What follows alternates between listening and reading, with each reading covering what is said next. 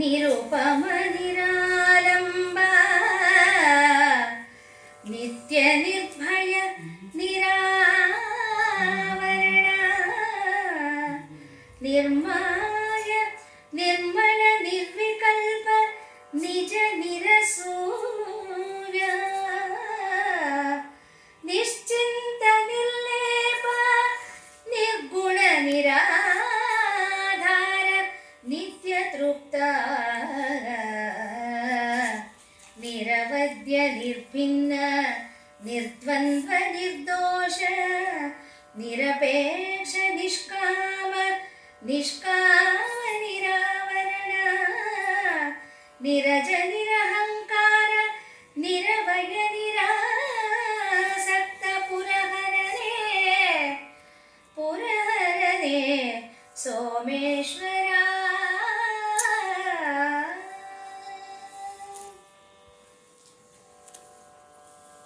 ಅರಡೆಲೆಯ ಗರುವ ಮಾಗಾಯ ಮದದಾನೆ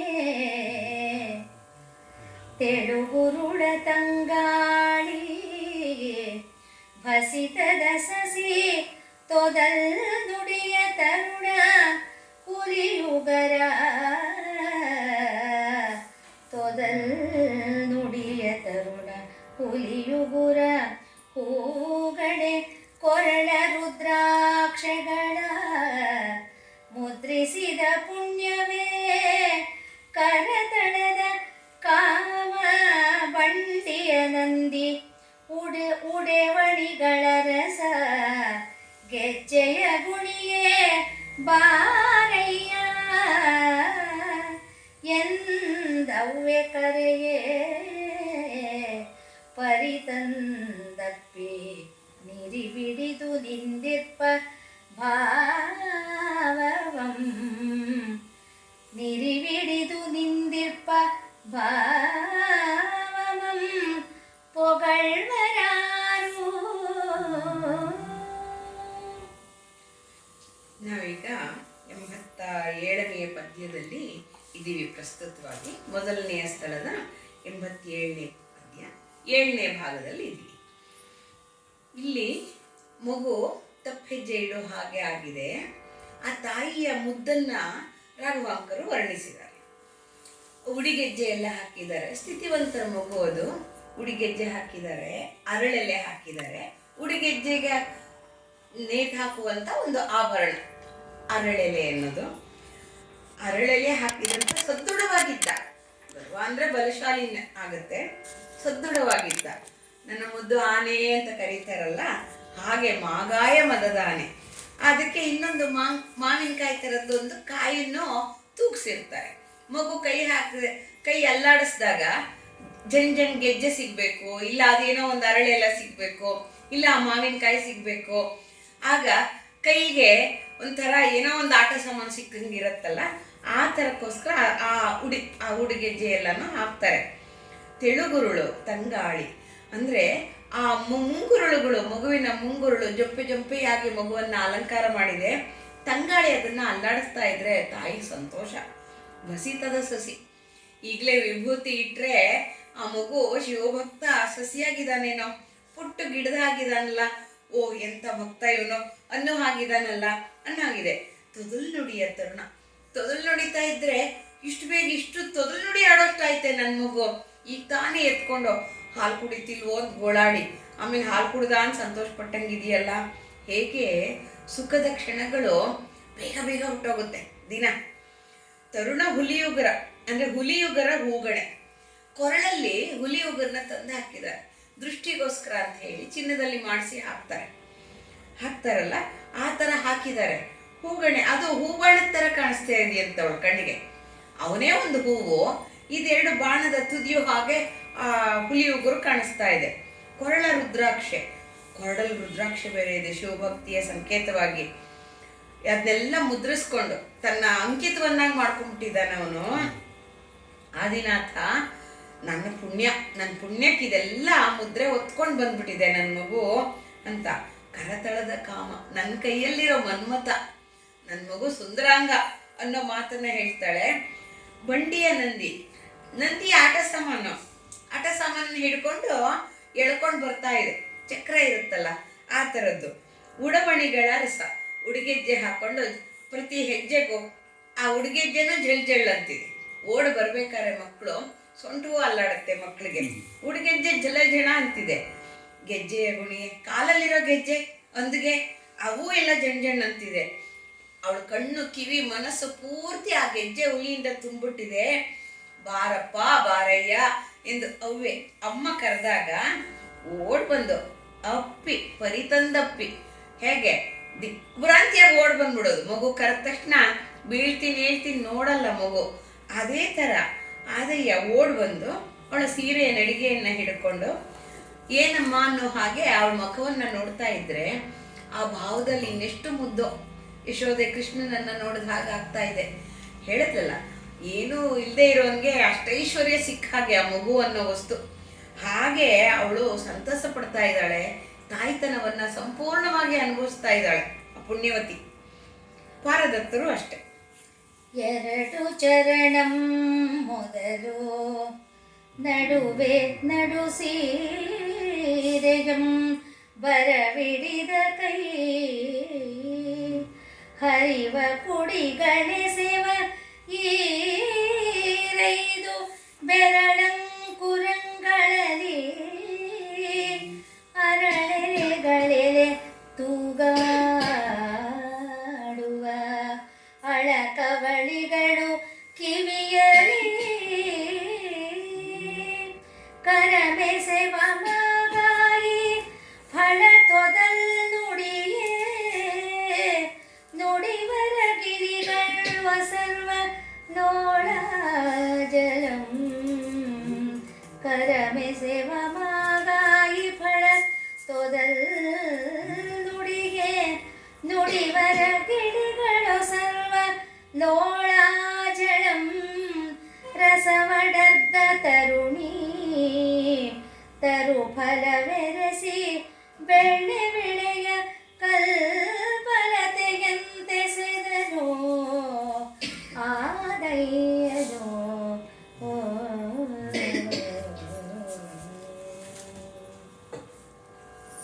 ಮಗು ದಟ್ಟಡಿ ಇಡ್ತಾ ಇದೆ.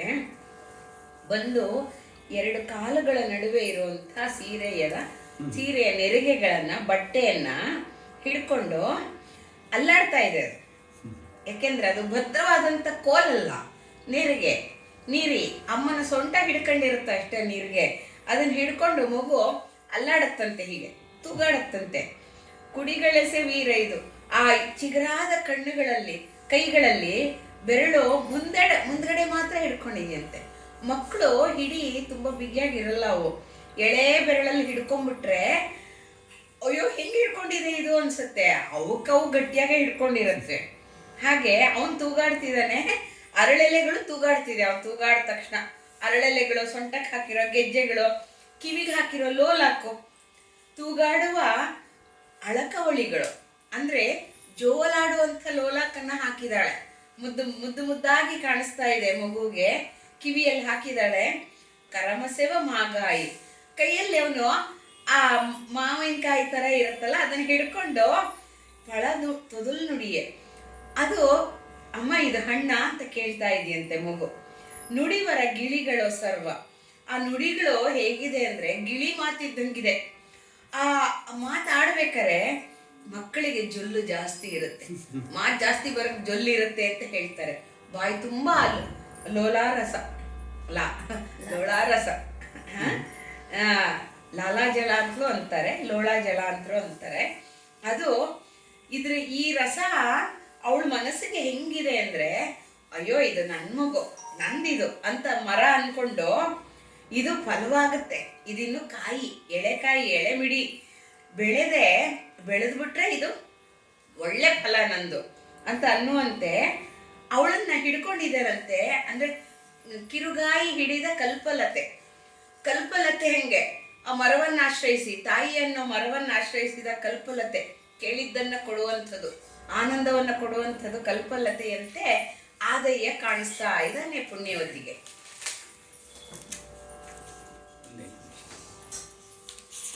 ಮುಗಿಲು ಮುಸುಕಿದ ಚಂದ್ರ ಕಳೆಯಂತೆ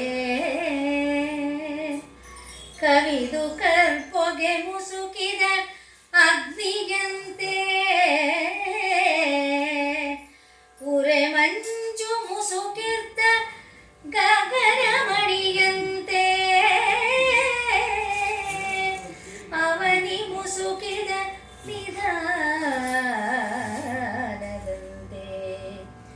ಅಧಿಕತರ ಸಂಸಾರದ ಸೊಗಸು ಮೂವಳಿಸಿ ಮುಸುಕಿದ ದೇಹಿಯಂತೆ ಸೊಗಸು ಮೂವಳಿಸಿ ಅಧಿಕತರ ಸಂಸಾರದ ಸೊಗಸು ಮೂವಳಿಸಿ ಮುಸುಕಿದ ದೇಹಿಯಂತೆ ಮಾಯೆಗೆ ವಶಂಗತನಾದರಂತೆ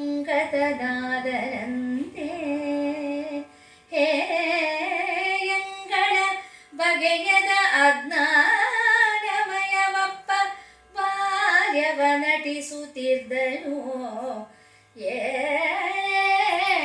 ವರ್ಣಿಸುವೆನು.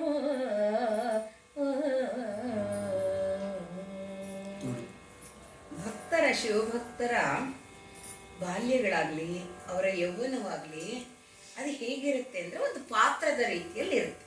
ಡೈರೆಕ್ಟ್ರು ಹೇಳಿದ ಮೇಲೆ ಆಯಾ ಪಾತ್ರವನ್ನು ವಹಿಸಬೇಕಲ್ಲ, ಹಾಗೆ ಅವರ ವೇಷಭೂಷಣಗಳು ಕೂಡ ಅದಕ್ಕೆ ಸರಿ ಹೊಂದುವಂತೆ ಎಲ್ಲವನ್ನ ಏರ್ಪಾಡು ಮಾಡಿರ್ತಾಳೆ ಮಹಾಮಾಯೆ. ಯಾಕೆಂದರೆ ಭೂಲೋಕದಲ್ಲಿ ಮಾಯೆಯ ವಶರಾಗೆ ಎಲ್ಲರೂ ಇರ್ತಕ್ಕದ್ದು. ಮಾಯೆಯನ್ನು ನಿರಾಕರಿಸದೆ ಯಾರು ಶರಣಾಗತರಾಗ್ತಾರೋ ಅವರನ್ನ ಕುಯ್ಯಮರೋ ಅನ್ಸಲ್ಲ ಅಷ್ಟೆ. ಇಲ್ಲದೆ ಇದ್ರೆ ಜ್ಞಾನಿಗಳನ್ನು ಯೋಗಿಗಳನ್ನು ಮಾಯೆ ಬಿಡ್ತಾಳೆಯೇ. ಅವಳು ಒಂದು ಸಲ ಮಾಯಾಜಾಲ ಬೀಸಿದ್ರೆ ನಾರದರಿಂದ ಹಿಡಿದು ಪ್ರತಿಯೊಬ್ಬರು ಮಾಯೆಗೆ ಒಳಪಟ್ಟು ಆಮೇಲೆ ಅಬ್ಬಬ್ಬ ಅಮ್ಮಮ್ಮ ತಾಯಿ ಶರಣು ಅಂತ ಅನ್ನೋದೇ ಗ್ಯಾರಂಟಿ.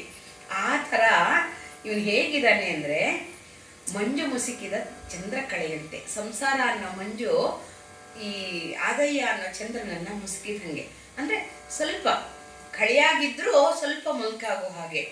ಕವಿದು ಕರ್ಬೊಗೆ ಮುಸುಕಿದ ಅಗ್ನಿ, ಹೊಗೆ ಮುಚ್ಚಿದ ಅಗ್ನಿ ಅಂತೆ.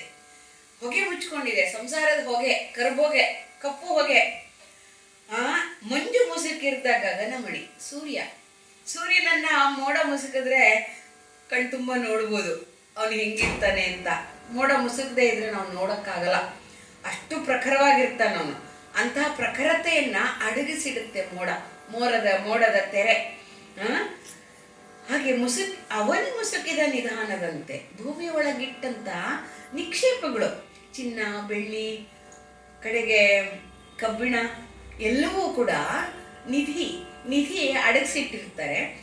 ಯಾರೋ ಪುಣ್ಯವಂತನಿಗೆ ಅದು ನಿಧಿ, ಅದು ಆಭರಣ ಮಾಡ್ಬೋದು, ಅದನ್ನು ಉಪಯೋಗಿಸ್ಬಹುದು ಅನ್ನೋದು ಗೊತ್ತಾಗತ್ತೆ. ಒಂದ್ಸಲಿ ಅವನು ಹೊರ ತೆಗೆದ ಮೇಲೆ ಅದ್ರ ಉಪಯೋಗ ನಾನಾ ರೀತಿಯಲ್ಲಿ ಬುದ್ಧಿವಂತರು ಮುನ್ನಡೆಸ್ಕೊಂಡು ಹೋಗ್ತಾರೆ.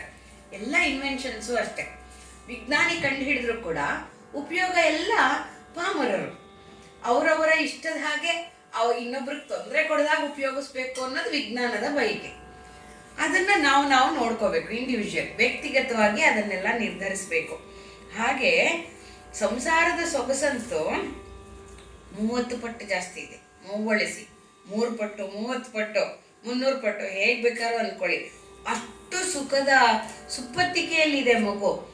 ಅದು ಮುಸುಕಿದ ದೇಹಿಯಂತೆ. ನಾ ಬರೀ ದೇಹ, ಈಗಿಲ್ಲಿ ಅಮ್ಮನ ಮಗು ಆಗಿದ್ದೀನಿ, ಅಪ್ಪನ ಮಗು ಆಗಿದ್ದೀನಿ, ನಾನು ಹೀಗೆ ಆಡಬೇಕು, ಹೀಗೆ ಮುದ್ದಾಗಬೇಕು, ಮುದ್ದಾಗಿ ಮಾತಾಡಬೇಕು, ಇದೆಲ್ಲ ದೇಹಿಯಂತೆ. ಅಂದರೆ ಶಿವನನ್ನ ಅಗಲಿ ಬಂದಂಥ ದೇಹದ ಪರಿಸ್ಥಿತಿ ಹೀಗೆ ಇರಬೇಕು. ಪಾತ್ರ ಮಾಡದೇ ಇದ್ರಾಗಲ್ಲ. ನಾನು ಆದಯ್ಯ ಆದಿ ಗಣನಾಥ ಅಂತ ಚಿಕ್ಕ ವಯಸ್ಸಲ್ಲೇ ಹೇಳಕ್ಕಾಗಲ್ಲ ಅವನು. ಹಾಗೆ ಮಾಯೆಗೆ ವಶಂಗತನಾದಂತೆ, ಮಾಯೆಯ ವಶನಾದಂತೆ ಅಂತೆ ಅಷ್ಟೆ, ವಶನಾಗಿಲ್ಲ ಅವನು. ಹೇಯಂಗಳಂ ಬಗೆಯದ. ಯಾಕೆ ವಶನಾಗಿಲ್ಲ ಅಂದರೆ ಹೇಯಗಳು, ನೀಚತ್ವ ಅನ್ನೋದು ಕನಸಲ್ಲೂ ಸುಳಿಯದ, ಕಾಮಕಾಂಚನದ ವಾಸನೆಯೂ ಇಲ್ಲದ ಹಸುಳೆ. ಅದು ಹಸುಳೆ, ಎಳೆಕಂದ, ಅಜ್ಞಾನಮಯವಪ್ಪ. ಅಜ್ಞಾನವಾಗಿರುತ್ತೆ. ಅಲ್ಲಿ ಜ್ಞಾನದ ಅವಶ್ಯಕತೆಯೇ ಇಲ್ಲ. ಅಪ್ಪ ನೋಡ್ಕೊಳ್ಳುತ್ತೆ, ಅಮ್ಮ ನೋಡ್ಕೊಳ್ಳುತ್ತೆ, ಪರಿಜನರು ನೋಡ್ಕೊತಾರೆ, ಕೇಳಿದ್ದು ಸಿಗತ್ತೆ, ಸಿಗದೇ ಇದ್ದಾಗ ಅಳೋದಿದ್ದೇ ಇದೆ. ಇದೆಲ್ಲ ಬಾಲ್ಯದ ನಟನೆಗಳು ಇಂಥ ಬಾಲ್ಯವನ್ನ ನಟಿಸ್ತಾ ಇದ್ದಾನೆ. ತಾಯಿ ತಂದೆಯರ ಮನಸ್ಸು ಸಂತೋಷ ಪಡುವಂತೆ ಆದಯ್ಯ ನಟನೆಯನ್ನ ಮಾಡ್ತಾ ಇದ್ದಾನೆ ಈ ಇಳೆಯಳು. ಹೇಳಲೇನು ಹೇಳಲೇನು ಆದಯ್ಯನ ಅಂಗನತೆಯಂಬಿಟ್ಟು ಜಾಳಿಸುವ ಬಾಲ್ಯಮಂ ಕೆಡೆಬೆಟ್ಟಿ ಹೇಳಲೇನು ಮನ್ಮಥನ ಬಾಳಬಾಯ್ ಕೂರ್ಪೇರುವಂದದಿಂದ ಅದಟುಮಿಗೆ ಯೌವನಂ ಮೈದೋರಿತು ಮೇಳದಿಂದ 1 2 3 4 5 6 7 8 9 10 11 ವರುಷ ಮೇಳದಿಂದ 1 2 3 4 5 6 7 8 9 10 11 ವರುಷ ಆಳಾಪಮಂ ಕಳೆದು ಬೆಳೆಯುತ್ತಿದ್ದದನು ಕಂಡ ಅವರಯ್ಯನು ಇಂತೆಂದನು. ಹೀಗೆ ಬೆಳೀತಾ ಇರುವಂತಹ ಆದಯ್ಯನ ಬಗ್ಗೆ ಏನು ಹೇಳಿ. ಹಾವು ಪೊರೆ ಬಿಟ್ಟಂತೆ ಬಾಲ್ಯದ ಅಂಗಲತೆಯನ್ನ ಬಿಟ್ಟ. ಸುಕುಮಾರವಾಗಿರುವಂಥ ಅಂಗಲತೆ ಹೋಗಿ ಪೌಗಂಡಾವಸ್ಥೆ ದಕ್ಷಿಣಾಮೂರ್ತಿ ಅವತಾರದಲ್ಲಿ ಯಾವ 14 ವರ್ಷದ ಬಾಲ್ಯ ಇರುತ್ತಲ್ಲ ಆ ಅವಸ್ಥೆಗೆ ಮೆಲ್ಲ ಮೆಲ್ಲನೆ ಆ ತಾಯಿ ತಂದೆಯರಿಗೆ ಕ್ಷಣದಾಗಿ ಕಳೆದು ಹೋಗ್ತಾ ಇದೆ ವರ್ಷಗಳು. ಆದರೆ ಅವನಿಗದು ನಿಧಾನ. ಯಾಕಂದರೆ ಶಿವ ಇತ್ತ ಕಾರ್ಯವನ್ನ ನಿರ್ವಹಿಸಕ್ಕೆ ಬಂದವನು. ಆದರೆ ಬಿಟ್ಟು ಜಾಳಿಸುವ ಬಾಲ್ಯಮಂ ಅಂದರೆ ಬಾಲ್ಯ ಒಳಗೆ ಸಿಕ್ಕಿಸ್ಕೊಂಡಂಗಿತ್ತು ಆ ಬಾಲ್ಯ. ಅಂದರೆ ಬೇಕಾದ ಶಕ್ತಿಯನ್ನ, ಯುಕ್ತಿಯನ್ನ, ಭಕ್ತಿಯನ್ನ, ಬುದ್ಧಿಶಕ್ತಿಯನ್ನ ಬೇಕಾದ್ರೆ ತಾರುಣ್ಯ ಬಲು ಪಟುವಾಗಿರುತ್ತೆ, ಸುಸ್ಥಿರವಾಗಿರುತ್ತೆ ಅಂಗಾಂಗಗಳು. ಅಂಥದ್ದು ಬೇಕು. ಏನಾದ್ರು ಸಾಧಿಸ್ಬೇಕಾದ್ರೆ ತುಂಬ ಬಾಲ್ಯ ತಾರುಣ್ಯಾವಸ್ಥೆ ತುಂಬ ಮುಖ್ಯವಾಗುತ್ತೆ. ತಾರುಣ್ಯಾವಸ್ಥೆಯನ್ನು ವೃದ್ಧಾಪ್ಯದಲ್ಲೂ ಕಾಪಾಡ್ಕೊಂಡು ಹೋಗೋದು ಅವರವರ ವ್ಯಕ್ತಿಗತವಾದಂಥ ಶಕ್ತಿ. ಅದು ಶಕ್ತಿ ಭಗವಂತನ ಕೃಪೆ. ಎರಡೂ ಇದ್ರೆ ಅದೆಲ್ಲ ಆಗತ್ತೆ. ಇಂಥ ಬಾಲ್ಯವನ್ನ ಕಳೆದುಕೊಂಡು ಮನ್ಮಥನ ಕತ್ತಿಯ ಹೊರೆಯಂತೆ ಅಂದ್ರೆ ಸರಿ ಸುಲಭವಾಗಿ ಯಾರು ಮುಟ್ಟಲಾಗದಂಥ ಕತ್ತಿ ಹೊರೆ ಇದ್ದಂಗಿದ್ದಂತೆ ಕೂರ್ಪೇರುವಂದದಿ ಶೌರ್ಯ ಹೆಚ್ಚುತ್ತಾ ಇದೆ ಅನ್ನೋ ಹಾಗೆ ಅದಟುವಿಗೆ ಯೌವನಂ ಮೈ ತೋರಿತು. ಆ ಶೌರ್ಯವಂತನಿಗೆ ಅವನ ಶ್ರೀಮಂತಿಕೆಗೆ ತಕ್ಕದಾದಂಥ ಯೌವನದ ಅವಸ್ಥೆ ಒದಗ್ತಾ ಇದೆ ಶರೀರಕ್ಕೆ. ಎಷ್ಟಾಗಿದೆ? ಮೇಳದಿಂದ 1 2 3 4 5 6 7 8 9 10 11 ವರ್ಷ. 11 ವರ್ಷಕ್ಕೆ ಇಂಥ ಬೆಳವಣಿಗೆ ಆಗಿದೆ. 11 ವರ್ಷಕ್ಕೆ ಇಂತಹ ಬೆಳೆದು ಹಾಗೆ ಬೆಳೀತಾ ಇರುವಂಥ ಈ ಮನ್ಮಥಾಕಾರನಾದಂಥ ಸುಂದರಾಂಗನಾದಂಥ ಆದಯ್ಯನನ್ನ ಕಂಡ ಅವರಯ್ಯ ಅಪ್ಪ ಹೀಗೆ ಹೇಳ್ತಾರೆ. ಏನಂತ? ನನ್ನ ಮಗ ಬೆಳೆದ, ದೊಡ್ಡವನಾದ, ಗಂಟ್ಲು ಒಡಿತು, ಗಂಡು ದನಿ ಬಂತಲ್ಲ, ಅವ್ರಿಗೆ ಓ ಬೆಳೆದ ನನ್ನ ಮಗ ಅಂತ ಅನ್ನಿಸ್ತಿದೆ. ಆ ಹಾಲುಗಲ್ಲದ ಹಸುಳೆ ಹೋಗಿ ತರುಣನಾಗುವ ಹಂತದ ಬಾಲಕನಾಗಿದ್ದಾನೆ ನಮ್ಮ ಆದಯ್ಯ. ನಡೆಯೊಳು ನಟನೆ ನೋಟದೊಳು ವಿಲಾಸಂ ಚೆಲ್ವ ನುಡಿಯೊಳು ವಿದಗ್ಧತ್ವ ಕರ್ಣದೊಳು ಚೆಲ್ವು ಮೆರೆ ಉಡಿಗೆಯೊಳು ರೀತಿ ಸಿಂಗರದೊಳು ಸುಜಾಣ್ಮೆನುತ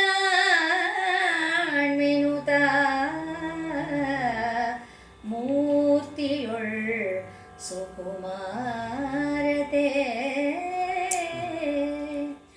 ಒಡೆವೆ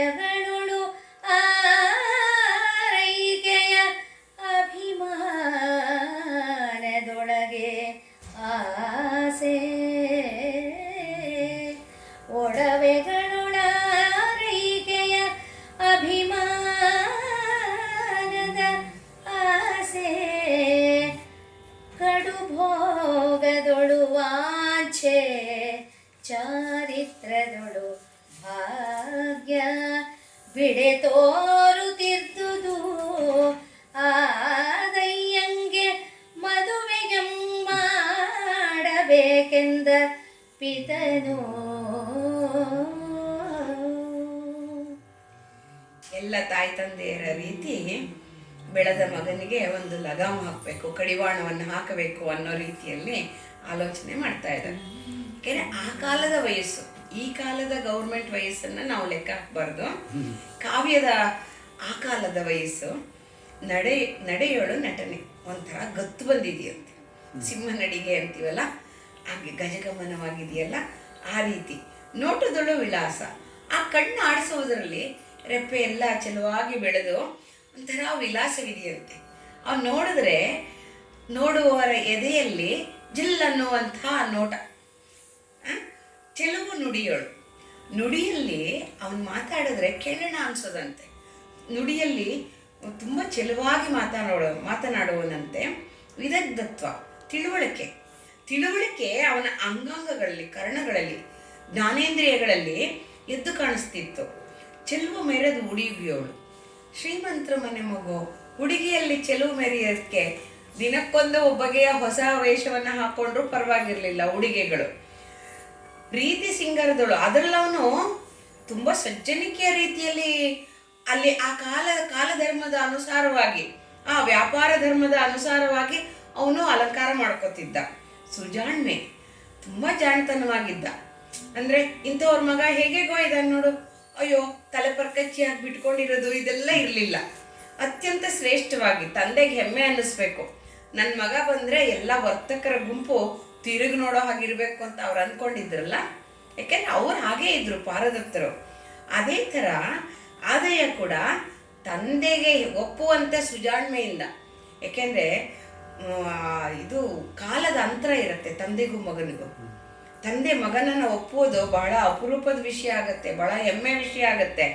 ಅಂಥದ್ದು ನುತಮೂರ್ತಿಯೋಳು ಅಂದರೆ ಯಾವಾಗಲೂ ವಿನಯವಾಗಿರ್ತಿದ್ದ, ಸುಕುಮಾರತೆ ಇರ್ತಿತ್ತು. ಒಡವೆಗಳು ಆರೈಕೆಯ ಅಭಿಮಾನದೊಳಗಾಸೆ. ಅಂದರೆ ಅಮ್ಮ ಕೊಟ್ಟು ಇವತ್ತು ಈ ಮುತ್ತಿನ ಸರ ಹಾಕ್ಕೊಳ್ಳಪ್ಪ, ಇವತ್ತು ನಿನ್ನ ಉಡುಗೆಗೊಪ್ಪುವ ನೀಲಿ ಹಾಕೋ, ಉಡುಗೆಗೊಪ್ಪುವ ಮರಕತವನ್ನು ಹಾಕೋ, ಮರಕತ ಹಾರ ಹಾಕೋ ಅಂದಾಗ ಅಭಿಮಾನಕ್ಕೆ ಆಸೆ ಪಟ್ಟಾಗೆ ಅವನು ಹಾಕೋತಿದ್ದ. ಬೇಡ ಅಮ್ಮ ಇದು ಬೇಡ ಹಂಗೆ ಅನ್ನೋದೆಲ್ಲ ಇಲ್ಲಿಲ್ಲ. ಆ ಕಾಲದ ಮಗು ಅದು ವಿನಯವಾಗಿತ್ತು. ಮತ್ತು ಶಿವನ ಆಸ್ಥಾನದಲ್ಲಿದ್ದಂಥ ಗಣನಾಥ ಅವನು. ಕಡುಭೋಗದೊಳು ವಾಂಚೆ ಅಂದರೆ ಚೆನ್ನಾಗಿರಬೇಕು, ನನ್ನ ಸ್ನೇಹಿತರ ಜೊತೆ ವಿಹಾರದಲ್ಲಿ ಎಲ್ಲದರಲ್ಲೂ ಅವನಿಗೆ ಆಸೆ ಇತ್ತು. ಚಾರಿತ್ರ್ಯದೊಳು ಭಾಗ್ಯ, ಆ ಭಾಗ್ಯವಂತನ ಚಾರಿತ್ರ್ಯದಲ್ಲಿ ಶುದ್ಧವಾದಂಥ ಚಾರಿತ್ರ್ಯ, ಕೆಟ್ಟದನ್ನು ಆಲೋಚನೆಯೇ ಮಾಡದಂಥ ಚಾರಿತ್ರ್ಯವಿತ್ತು. ಬಿಡೆ ತೋರುತ್ತಿದ್ದುದು ಅಂದರೆ ಯಾವ ಹಿಂಜರಿಕೆಯೂ ಇಲ್ಲದೆ, ಬಿಡೆ ಅಂದರೆ ಸಂಕೋಚ ಏನಿಲ್ಲ, ನಾವು ಇರೋದೇ ಹೀಗೆ ಅನ್ನುವ ರೀತಿಯಲ್ಲಿ ಆದಯ್ಯನ ವ್ಯಕ್ತಿತ್ವದಲ್ಲಿ ತೋರ್ತಿತ್ತದು. ಅಂದರೆ ಈಡಿಗೆ ತಕ್ಕ ಜೋಡಿನ ಹಾಗೆ ತಂದೆಗೆ ತಕ್ಕ ಮಗ, ತಾಯಿಗೆ ತಕ್ಕ ಮಗ, ಇಬ್ರಿಗೂ ಒಪ್ಪಿತವಾಗುವ ಹಾಗೆ ಇರ್ತಿದ್ದ. ಇಂಥ ಮಗನಿಗೆ ಮದುವೆ ಮಾಡಿಬಿಡೋಣ, ಇನ್ನೆಷ್ಟು ಸೊಗಸಾಗಿರುತ್ತೋ, ಜೊತೆಗೊಂದು ಆಡುವ ಬೊಂಬೆಗೊಂದು ಬೊಂಬೆ ತರೋಣ ಅನ್ನುವಂಥ ಆನಂದ ಪಡಬೇಕು ಅನ್ನೋ ಆಸೆಗೆ ತಂದೆ ಪಾರದತ್ತರು ಮದುವೆ ಮಾಡಬೇಕು ಅಂತ ಆಲೋಚನೆ ಮಾಡ್ತಾರೆ. ಕಮನ ಕಲ್ಪದ್ರುಮಕ್ಕೆ ಕಲ್ಪಲತೆಯಂ ಕೂಡಿಪ ಮನೋಜ ಮಿತ್ರನಂತೆ ಆದಿಮೈಯಂಗೆ. ಕಮನ ಕಲ್ಪದ್ರುಮಕ್ಕೆ ಕಲ್ಪಲತೆಯಂ ಕೂಡಿಪ ಮನೋಜ ಮಿತ್ರನಂತಾದಯ್ಯಂಗೆ. ನೆರೆ ಸುಮೂರ್ತ ಸುದಿನಂ ಸುತಾರೆ ಸುಗ್ರಹ ಸುಕರಣಂ ಸುಯೋಗಂಗಳಲ್ಲಿ ಸಮಕುಲಂ ಸಮರೂಪೋ ಸಮಬಲ ಸಮಪ್ರಾಯ ಸಮರೀತಿ ಸಮಧಾತು ಸಮಶೀಲ ಸಮಗುಣಂ ಸಮವಾದ ಕನ್ಯೆಯಂ ಮದುವೆಯಂ ಮಾಡಿದರು.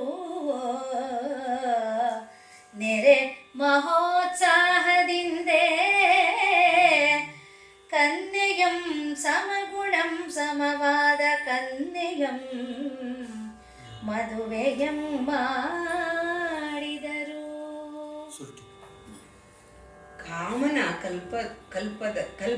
ಕಲ್ಪವೃಕ್ಷದಂತಿರುವ ಆದಿಮಯ್ಯನಿಗೆ ಅವನನ್ನು ಸುತ್ತುವರಿಯುವ ಕಲ್ಪಲತೆಯಂತೆ, ಕೇಳಿದ್ದನ್ನು ಕೊಡುವ ವೃಕ್ಷಕ್ಕೆ ಕೇಳಿದ್ದನ್ನು ಕೊಡುವ ಲತೆ ಕೂಡಿಸಿದಂತೆ ಮನೋಜ ಮಿತ್ರನಂತಿರುವ ಅಂದರೆ ಮನ್ಮಥನ ಮಿತ್ರನಾಗಿರುವಂತಹ ಆದಯ್ಯಂಗೆ ನೆರೆ ಸುಮುಹೂರ್ತದಲ್ಲಿ, ಒಂದು ಒಳ್ಳೆಯ ಮುಹೂರ್ತದಲ್ಲಿ, ಒಂದು ಒಳ್ಳೆಯ ದಿನದಲ್ಲಿ, ಒಂದು ಒಳ್ಳೆಯ ತಾರಾಗಣ ಕೂಡಿ ಬರುವಂಥದ್ರಲ್ಲಿ ಸುಗ್ರಹಗಳು, ಒಳ್ಳೆಯ ಗ್ರಹಗಳು ಆಧಿಪತ್ಯ ಮಾಡುತ್ತಿರುವಂತೆ ಸುಕರ್ಣಗಳು ಕಾರ್ಯಕಾರಣಗಳ ಯೋಗದಿಂದ ಸಂಯೋಗಗಳಲ್ಲಿ, ಸಂಯೋಗ ಬಂದಾಗ ಸಮಕುಲದಲ್ಲಿ ಅಂದರೆ ತಮ್ಮ ಕುಲಸ್ಥರಲ್ಲಿ ಅವನಿಗೆ ಸರಿಸಮನಾದ ರೂಪುಳ್ಳ ಸಮಬಲ ಅಂದರೆ ಐಶ್ವರ್ಯದಲ್ಲೂ ಸಮಬಲರಾಗಿರುವಂಥ ಸಮಪ್ರಾಯ, ಹೆಚ್ಚು ಕಮ್ಮಿ ಒಂದು ಸ್ವಲ್ಪ ಹೆಚ್ಚು ಕಮ್ಮಿ ಇರುವಂಥ ಹುಡುಗಿ, ಸಮರೀತಿ ಅಂದರೆ ಅವಳು ಇಷ್ಟೇ ವಿಲಾಸವಾಗಿರಬೇಕು, ಇಷ್ಟೇ ಸೌಂದರ್ಯವತಿ ಆಗಿರಬೇಕು, ಈ ಥರನೇ ವಿನಯಶೀಲಲಾಗಿರ್ಬೋದು. ಸಮಧಾತು ಅಂಗಾಂಗಗಳಲ್ಲಿ ಯಾವ ಏರುಪೇರು ಇಲ್ಲದಂಥದ ಧಾತುಗಳನ್ನು ಹೊಂದಿರುವವಳು ಸಮಧಾತು. ಸಮಶೀಲ ಅಂದರೆ ಅತ್ಯಂತ ಗೌರವಯುತವಾಗಿ ಬಾಳನ್ನು ನಡೆಸ್ಕೊಳ್ಳುವಂಥವರ ಮನೆಯಲ್ಲಿ ಬೆಳೆದವಳು. ಸಮಗುಣಂ ಅಂದರೆ ಗುಣಗ್ರಾಹಿಯಾಗಿರುವಂಥವಳು, ಗಂಡನ ಗುಣವನ್ನು ಅರ್ಥ ಮಾಡಿಕೊಂಡು ನಡೆಯುವವಳು. ಅದಕ್ಕೆ ಸಮನಾದ ಕನ್ಯೆಯನ್ನು, ಅದಕ್ಕೆ ಸರಿಯಾದಂಥ ಕನ್ಯೆಯನ್ನು ಹುಡುಕಿ ಮದುವೆ ಮಾಡಿದ್ರು ತುಂಬ ಉತ್ಸಾಹದಲ್ಲಿ. ಇಲ್ಲಿ ಒಂದೇ ಒಂದು ನನಗೆ ಗೊತ್ತಾದಂಥದ್ದು ಕೊರತೆ ಅಂದರೆ, ಎಲ್ಲೋ ರಾಘವಾಂಕರು ಕಥೆಯ ಓಟದಲ್ಲಿ ಮರೆತಿರ್ಬೋದು, ಕನ್ಯೆಯ ಹೆಸರಿಲ್ಲ. ಹಾಗಾಗಿ ಕನ್ನಿಕಾ ಅಂತ ಬೇಕಾದ್ರೆ ಅನ್ಕೋಬಹುದು ನಾವು. ಒಂದು ಹುಡುಗಿಯನ್ನ ಕೊಟ್ಟು ಮದುವೆ ಮಾಡಿದ್ದಾರೆ, ಅತ್ಯಂತ ವಿಜೃಂಭಣೆಯಿಂದ ಮಾಡಿದ್ದಾರೆ. ಶ್ರೀಮಂತರ ಮನೆ ಮಗ, ಒಬ್ಬಳೇ ಮಗಳನ್ನ ತಂದು ಮದುವೆ ಮಾಡಿ ಎಲ್ಲರೂ ಇನ್ನಷ್ಟು ಸುಖವನ್ನ ಹೊಂದುತ್ತಿದ್ದಾರೆ. ಹರದಿಗೆಯ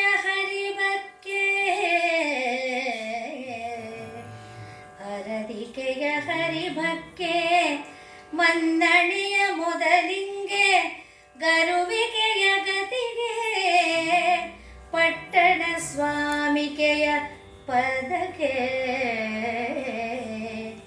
ನೆರೆದು ಪಟ್ಟಂ ಗಟ್ಟಿ ಹಲರು ಕಾಣಿಕೆ ಕೊಟ್ಟು ಉಡಿಯ ಚೀಲಂ ಗಟ್ಟಿಸಿ ಒರೆಯಾಡಿ ಕೇಳಿ ನೋಟಂ ತೂಕ ಬಡ್ಡಿಯಾವರಿ ಉಭಯ ಮಟ್ಟ ಹಿಡಿಗತಿ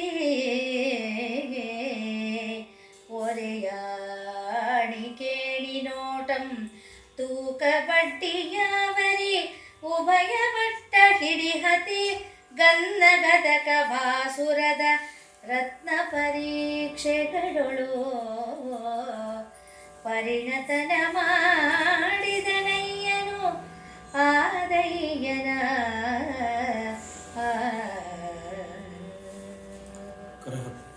ತಂದೆ ಆದವರು ಮಗನನ್ನ ಕಾರ್ಯಬಾಹುಳ್ಯಕ್ಕೆ ಹಾಕಿಕೊಂಡ್ರು. ವ್ಯಾಪಾರದ ಹರಿಭಕ್ಕೆ ಅಂದರೆ ವ್ಯಾಪಾರದ ರೀತಿಗೆ ನೀತಿಗೆ ಒಗ್ಗಿಸ್ಕೊಳ್ಳೋದು, ತಮ್ಮ ಜೊತೆ ಕರ್ಕೊಂಡು ಹೋಗಿ ಮನ್ನಣೆಯ ಮೊದಲಿಂಗೆ ಹೇಗೆ ಮನ್ನಣೆಯನ್ನು ಕೊಡಬೇಕು ಗ್ರಾಹಕರಿಂದ ಹೇಗೆ ಅದನ್ನು ತಗೊಳ್ಬೇಕು, ಮನ್ನಣೆಯನ್ನು ಕೊಡುವಿಕೆ ತೆಗೆದುಕೊಳ್ಳುವಿಕೆ ಎಲ್ಲವನ್ನು, ಗರುವಿಕೆಯ ಗತಿಗೆ ಎಲ್ಲಿ ಟಿವಿ ಆಗಿರಬೇಕು. ಯಾಕೆಂದರೆ ವ್ಯಾಪಾರದಲ್ಲಿ ಎಲ್ಲವಾಗಲೂ ಸಜ್ಜನಿಕೆಯಿಂದಲೇ ಇದ್ರೆ ಆಗಲ್ಲ, ಗರುವಿಕೆನೂ ಇರಬೇಕು, ಟಿವಿ ಇರಬೇಕು. ಇದೆಲ್ಲ ನೋಡಿ ಪಟ್ಟಣ ಸ್ವಾಮಿಕೆಯ ಪದಕ್ಕೆ ಅಂದರೆ ಆ ಊರಿನ ಮುಖಂಡರ ಪದವಿ ಒಂದಿತ್ತು, ಅಲ್ಲಿ ನೆರೆದು ಪಟ್ಟಂಗಟ್ಟಿ. ನಮ್ಮ ಪಾರದತ್ತ ಶೆಟ್ಟರ ಮಗ ಬಹಳ ಉತ್ತಮ, ಅವ್ರ ನಂತರ ಅವರೇ ಆಗಲಿ ಅನ್ನುವ ರೀತಿಯಲ್ಲಿ ಆ ಪದವಿಯನ್ನು ಅವನಿಗೆ ಕೊಟ್ಟು ಹಲವಾರು ಕಾಣಿಕೆಗಳನ್ನ ಕೊಟ್ಟರು. ಉಡಿಯ ಚೀಲಂಗಟ್ಟಿಸಿ ಚೀಲವನ್ನು ತುಂಬಿ ಅವನಿಗೆ ಬಹುಮಾನ ಕೊಟ್ಟರು. ಒರೆಯಾಣಿಕೇಣಿ ಸಾಲು ಇತ್ತಂತೆ, ಒಂದರವರೆಗೆ ಬಂದು ಆ ಬಹುಮಾನದ ಇದೆಲ್ಲ ಆಗಿತ್ತು. ಇವನು ತೂಕದಲ್ಲಿ ಬಡ್ಡಿಯಲ್ಲಿ ಎರಡರಲ್ಲೂ ಉಭಯ ಪಟ್ಟ ಹಿಡಿಯತಿ ಅವನ ಮುಷ್ಟಿಯಲ್ಲಿ ಇಟ್ಕೊಂಡಿದ್ದ. ಅಂದರೆ ಎಲ್ಲವೂ ಬೇಗ ಗೊತ್ತಾಗ್ತಿತ್ತು. ಗನ್ನಗತಕ ಭಾಸುರದ ರತ್ನ ಪರೀಕ್ಷೆಗಳು ಅಂದರೆ ಮೋಸ ಮಾಡೋರು ಇರ್ತಾರಲ್ಲ, ಗನ್ನಗತಕ ಅಂದರೆ ವಂಚನೆ ಮಾಡುವಂಥವ್ರಿಗೆ ಬಂದರೆ ಅವನಿಗೆ ರತ್ನ ಪರೀಕ್ಷೆಗಳಲ್ಲಿ ಬೇಗ ಗೊತ್ತಾಗ್ಬಿಡ್ತಿತ್ತು. ರಕ್ತ ಪರೀಕ್ಷೆಯಲ್ಲಿ ಪರಿಣತನ್ನ ಮಾಡಿದ್ದಾರೆ ಯಾರು? ಪಾರದತ್ತರು ತನ್ನ ಮಗ ಆದಯ್ಯನ. ಅಂದರೆ ವ್ಯಾಪಾರ ವಹಿವಾಟಿನ ಒಳಸುಳಿ ಹೊರಸುಳಿಗಳನ್ನೆಲ್ಲ ಅರೆದು ಕುಡಿಸಿದ್ದಾರೆ ಮಗನಿಗೆ. ಅಂದರೆ ತನ್ನ ಪರಂಪರೆಯನ್ನು ಮುಂದುವರಿಸುವಂಥ ಮಗನಿಗೆ ಇಷ್ಟೆಲ್ಲವನ್ನ ಮಾಡಿಕೊಟ್ಟು ಅವರು ಸಂತೋಷ ಪಡ್ತಾರೆ. ಸುರತರುವ ನಗೆಯಂತೆ ತರುಣ ಶಶಿಯಂತೆ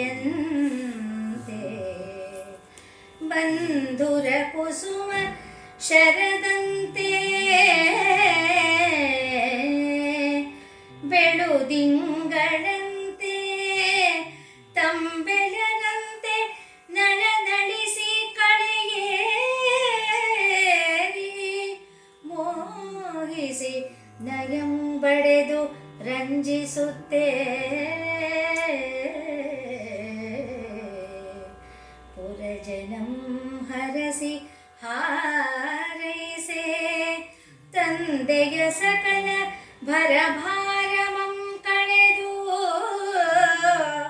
ಪುರಜನಂ ಹರಸಿ ಹಾರೈಸೆ ತಂದೆಯ ಸಕಲ ಭರಭಾರಮಂ ತಡೆದು ಮನೆ ವಾರ್ತೆಗೆ ಅತಿ ದುರಂದರನಾಗಿ ಸುಖದೊಳು ಆದಯ್ಯ ನಿರ್ದಂ ಸೋಮನಾಥನಂ ಪೂಜಿಸುತ್ತ ಸುಖದೊಳು ಆದಯ್ಯ ನಿರ್ದಂ.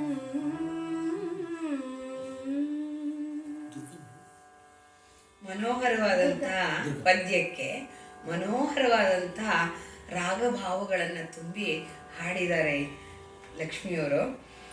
ಹೇಗಿತ್ತು ಆ ಮನೋಹರತ್ವ, ಹೇಗಿತ್ತು! ಸುರತರುವಿನ ನಗೆಯಂತೆ ಅಂದರೆ ಕಲ್ಪವೃಕ್ಷ ನಗ್ನಗ್ತಾ ಇದೆಯೇನೋ ಅನ್ನುವ ರೀತಿಯಲ್ಲಿ, ತರುಣ ಶಿಷ್ಯಂತೆ ಆಗ ತಾನೇ ಉದಯಿಸಿದ ಚಂದ್ರಮ ಅತ್ಯಂತ ಪ್ರಕಾಶಮಾನವಾಗಿ ಪ್ರಗಲ್ಭನಾಗಿ ದೊಡ್ಡದಾಗಿ ಕಾಣಿಸ್ತಾ ಇರ್ತಾನೆ.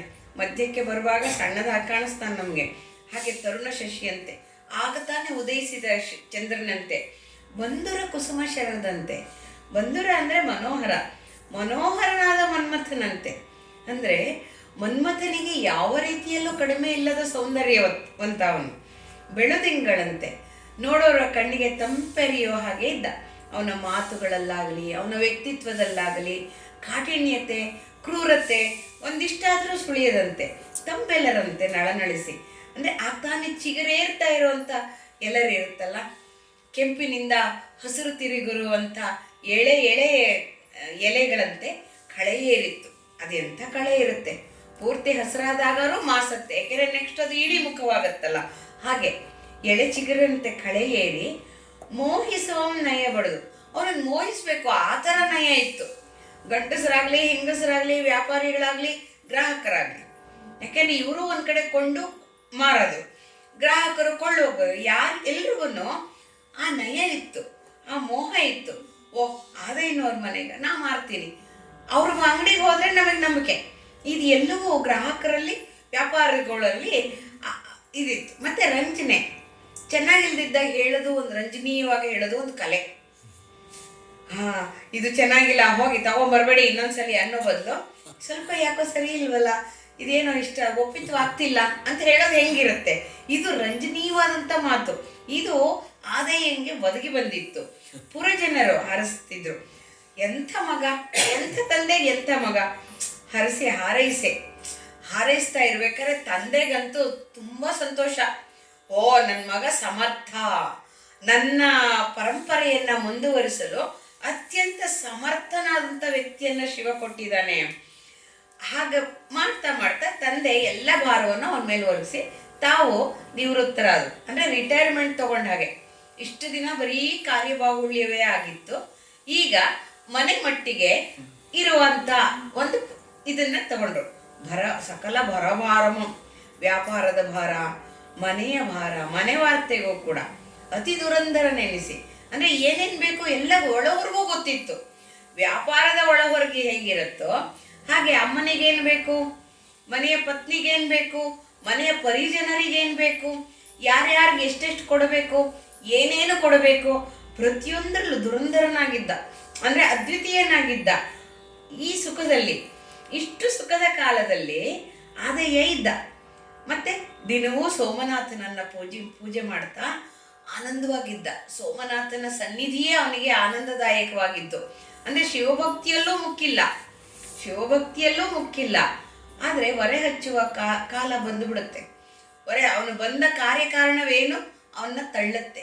ಉದ್ಭವಂ ಶೋಭನೋ ದೇವ ಇತಿ ಪರಮೋ ಮಂತ್ರ. ಕ್ಷೋಭೆಯನ್ನು ಹುಟ್ಟಿಸ್ತಾನಂತೆ ಭಗವಂತ. ಕ್ಷೋಭೆ ಹುಟ್ಟಿದಾಗ ಮುನ್ನಡೆಯುತ್ತೆ ಜೀವ. ಕ್ಷೋಭೆ ಹುಟ್ಟಿಸದೇ ಇದ್ರೆ ಇದ್ದಲ್ಲೇ ಇರುತ್ತೆ. ಎಲ್ಲ ಸರಿ ಇದೆಯಲ್ಲ, ನಾನು ಯಾಕೆ ಕದಲ್ಬೇಕು? ಅಲ್ಲಿ ಕ್ಷೋಭೆ ಹುಟ್ಟಬೇಕು. ಇದು ಬೇಕು ಅನ್ನೋ ದಾಹ ಹುಟ್ಟಬೇಕು. ಕ್ಷೋಭೆ ಅಂದ್ರೆ ಅಲ್ಲಾಡುವಿಕೆ. ಇದು ಸಾಲದು, ನಾನು ಮಾಡ್ತಿರೋ ಸಾಲದು, ನಾನು ಇನ್ನೇನೋ ಮಾಡ್ಬೇಕು, ಈ ಕ್ಷೋಭೆ ಅಂತಾರೆ ಇದಕ್ಕೆ. ಅಂದ್ರೆ ಶಾಂತವಾಗಿರೋ ಮನಸ್ಸು ಕ್ಷೋಭೆಯನ್ನು ಹುಟ್ಟಿದ್ರೆ ಮುನ್ನಡೆಯುತ್ತೆ. ಅದು ಹುಡುಕತ್ತೆ, ನನಗೆ ಯಾವುದ್ರಲ್ಲಿ ಕ್ಷೋಭೆಯನ್ನ ನಾನು ಆರಿಸ್ಕೋಬೇಕು, ಯಾವುದು ಬಂದ್ರೆ ನನ್ನ ಮನಸ್ಸು ಸಮಾಧಾನ ಸ್ಥಿತಿಯಲ್ಲಿ ಇರುತ್ತೆ, ಸಮಸ್ಥಿತಿಯಲ್ಲಿರುತ್ತೆ ಅಂತ. ಆ ರೀತಿ ಮುಂದಿನ ದಿನಗಳು ಬರುತ್ತೆ. ಈ ಸುಖದಲ್ಲಿದ್ದ ಕಾಲನೇ ಇರಲ್ಲ. ಮುಂದಿನ ಪದ್ಯವನ್ನ ನೋಡಿ. 15 ಕಾಲು ಹದುಳಿರುತ್ತಿರಲು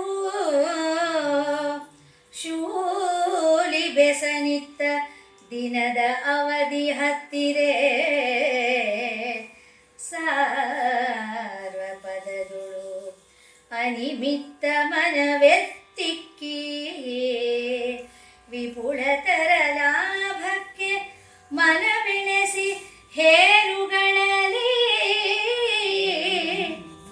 ಮುತ್ತು ಮಾಣಿಕ ಮೆರೆಸಿ ಹೋಗೆನಾಂ ತೆಂಕನಾಡತ್ತ ಬಣಜಿಸಿ ಮುತ್ತು ಮಾಣಿಕ ವರೆಸಿ ಹೋಗೆನಾಂ ತೆಂಕನಾಡತ್ತ ಬಣಜಿಸಿ ದನಂ ಪಡೆದು ಬಂದ ಪೆನೆಂದು ಹೆತ್ತ ತಾಯಿ ತಂದೆಗಳಿಗೆ ಒಂದು ದಿನ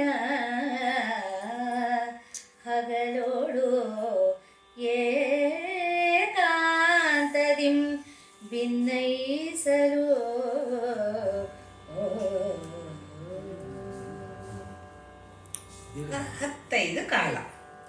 ಹತ್ತೈದು ಕಾಲ ಅಂದ್ರೆ ಒಂದು 10-15 ವರ್ಷ ಹೀಗೆ ನಡೀತಿತ್ತು. ಸುಖವಾದ ಕಾಲ, ಹದುಳಿರುತ್ತಿರು, ಕ್ಷೇಮವಾಗಿತ್ತು.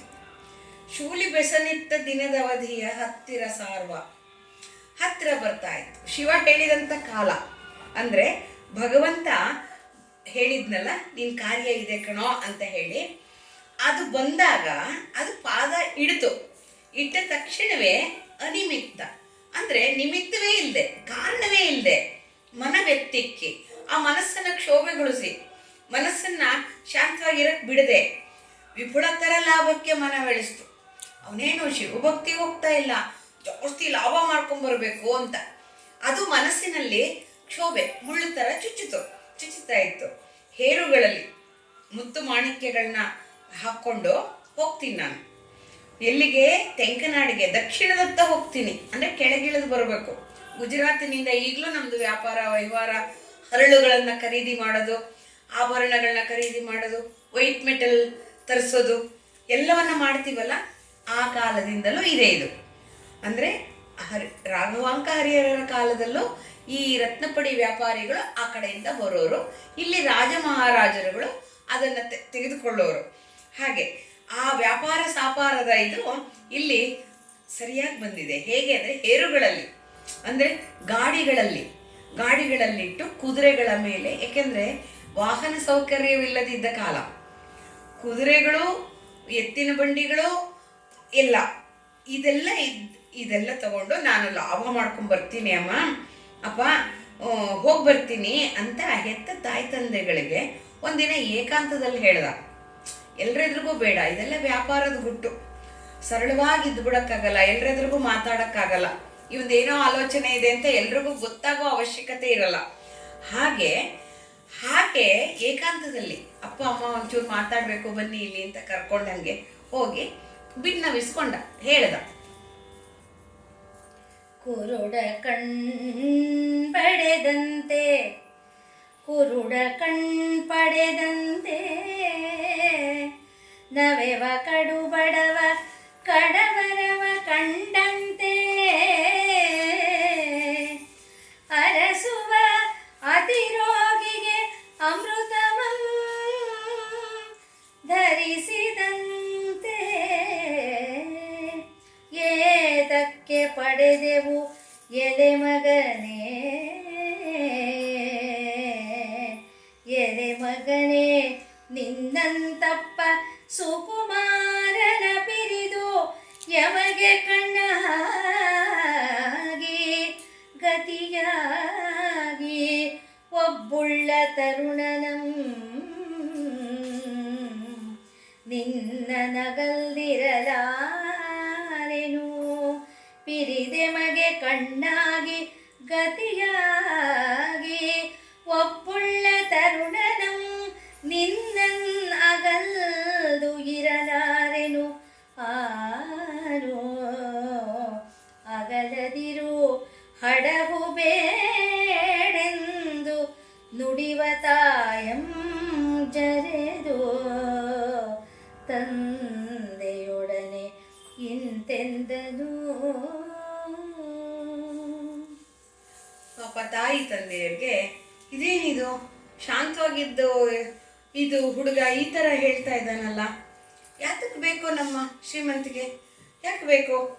ಕುರುಡಂಗೆ ಕಣ್ಣು ಬಂದ ಹಾಗೆ ನವೆವ ಕಡುಬಡುವ, ಅಯ್ಯೋ ಇನ್ನೇನು ಗತಿ ಇಲ್ಲ ಅಂತಿದ್ದಂಥ ಕಡುಬಡುವನ್ಗೆ ಚಿನ್ನ ಸಿಕ್ಕಂತೆ ಅರಸುವ ಹುಡುಕ್ತಾ ಇದ್ದ ರೋಗಿಗೆ ಅಮೃತವೇ ಬಂದಂಗೆ ನಿನ್ನನ್ನು ಯಾತಕ್ಕೆ ಪಡೆದ್ವಪ್ಪ ನೀನು ಮಗನೇ, ನಿನ್ನಂಥ ಸುಕುಮಾರನನ್ನ ಪಿರಿದೆ ಮಗೆ ದೊಡ್ಡದಾಗಿ ಕೊಟ್ಟು ಕಣ್ಣಿಗೆ ಕಣ್ಣಾಗಿ ಗತಿಯಾಗಿರ್ಲಿ ಅಂತ ಕೊಟ್ಟಿದ್ದಾನಪ್ಪ ಶಿವ. ಅಂತ ಒಬ್ಬ ಮಗನನ್ನ ನಮ್ಗೆ ಇನ್ನೇನು ಇಲ್ಲ, ನೀನೊಬ್ಬ ಇದ್ರೆ ಸಾಕು, ನಮ್ಮ ಇಡೀ ಪ್ರಪಂಚವೇ ನೀನು. ನಿನ್ನ ಸುತ್ತಲೇ ನಮ್ಮ ಬದುಕು ನಿಂತಿರೋದು. ಇಂಥದ್ದು ನಿನ್ನನ್ನ ಕಳ್ಕೊಂಬಿಟ್ಟು ಮತ್ತೆ ಕುರುಡರಾಗಿರ್ಬೇಕೆ ನಾವು? ಇದು ತಾಯಿ ಹೇಳಲು ಮಗನೇ ಇಲ್ಲಪ್ಪ, ನಿನ್ನ ಅಗಲಿರಕ್ಕಾಗಲ್ಲ ಕಣಪ್ಪ. ಈಗಲೇ ವ್ಯಾಪಾರ ಸಾಪಾರಕ್ಕೆ ಹೋದ್ರೆ ಅವಳಿಗೆ ಬೇಜಾರು, ಬೆಳಗಿಂದ ಸಂಜೆವರೆಗೆ ಆಗತ್ತಲ್ಲ, ಮಗು ದಣಿಯತ್ತೋ, ಮತ್ತೆ ನೋಡಿ ಊಟಕ್ಕೆ ಬರಬೇಕು, ಬರದೇ ಇದ್ರೆ ಅವಳಿಗೆ ಕೊರತೆ ಆಗತ್ತೆ. ಮಗ ಒಂಚೂರು ನಿಧಾನವಾಗಿ ಆರೋಗಣೆ ಮಾಡಬೇಕು, ಅವಳ ಮೇಲ್ವಿಚಾರಣೆಯಲ್ಲಿ ಮಾಡಿದ ಅಡಿಗೆಯನ್ನ ತಿನ್ಬೇಕು. ಇದೆಲ್ಲ ತಾಯಿಯರ ಬಯಕೆ. ಅಲ್ಪ ಬಯಕೆಯೇ ಇರ್ಬೋದು, ಅದು ಬಹಳ ಅವರ ಜೀವನದ ನಿಧಿಯೋಪಾದಿಯಲ್ಲಿ ಕಾಪಾಡ್ಕೊತಾರೆ. ಮಗ ಬಂದ್ರೆ ತಾನೇ ಬಡಿಸ್ಬೇಕು ಅನ್ನೋ ಇಚ್ಛೆ ಇರುತ್ತೆ. ಅವಳೇ ಉಪಚಾರ ಮಾಡಬೇಕು, ಬೇರೆ ಯಾರು ಉಪಚಾರ ಮಾಡೋದು ಸಾಲದು. ಮಗನಿಗೆ ತಿಳುವಳಿಕೆ ಇರತ್ತೆ, ಆದ್ರೆ ತಾಯಿಗೆ ಚೂರು ಹಾಕಿಸ್ಕೊಳ್ಳೋ ಪುಟ ಅಂದ್ರೆ ಅವಳಿಗೆ ಸಮಾಧಾನ. ಅವ್ರು ಹಾಕಿಸ್ಕೊತಾರೋ ಬಿಡ್ತಾರೋ ಬೇರೆ ವಿಷಯ, ಆದ್ರೆ ಆ ಬೈಯವರೆಗೂ ಸರಿ ಸುಮ್ಮನೆ ಇರಮ್ಮ ಅನ್ನೋವರೆಗೂ ಹಾಕ್ಬೇಕು ಅಂತ ಅವ್ರಿಗೆ ಆಸೆ ಇರುತ್ತೆ. ಇದು ತಾಯಿಯ ಬಯಕೆ, ಗತಿ.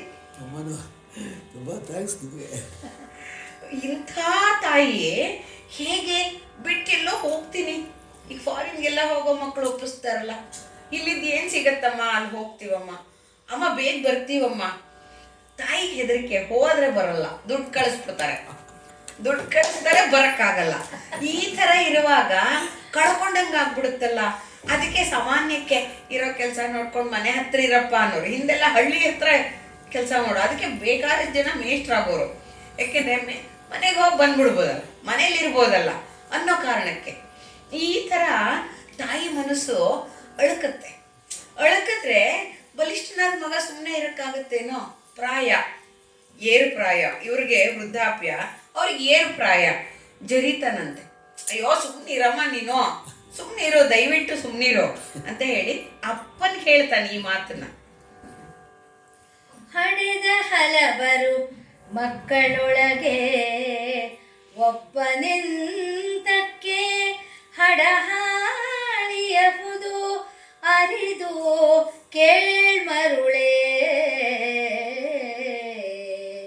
ಪುಣ್ಯಕ್ಕೆ ಪಡಿಯುಂಟೆ ಒಬ್ಬುಳ್ಳ ಮಗ ದುರುಳನಾಗಿ ಜಡನಾಗಿ ಧಾವತಿಗೊಳಿಸದೆ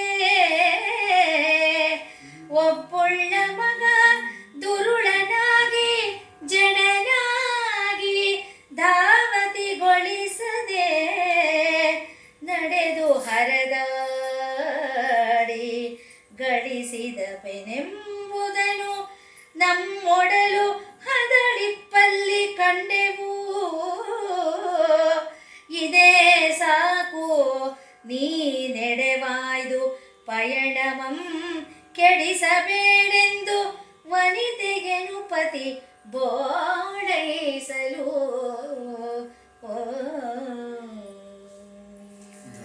ತನ್ನ ವಾಕ್ಚಾತುರ್ಯದಿಂದ ಆದಯ್ಯ ಅಪ್ಪನನ್ನು ಒಪ್ಪಿಸಿ ಆಯಿತು.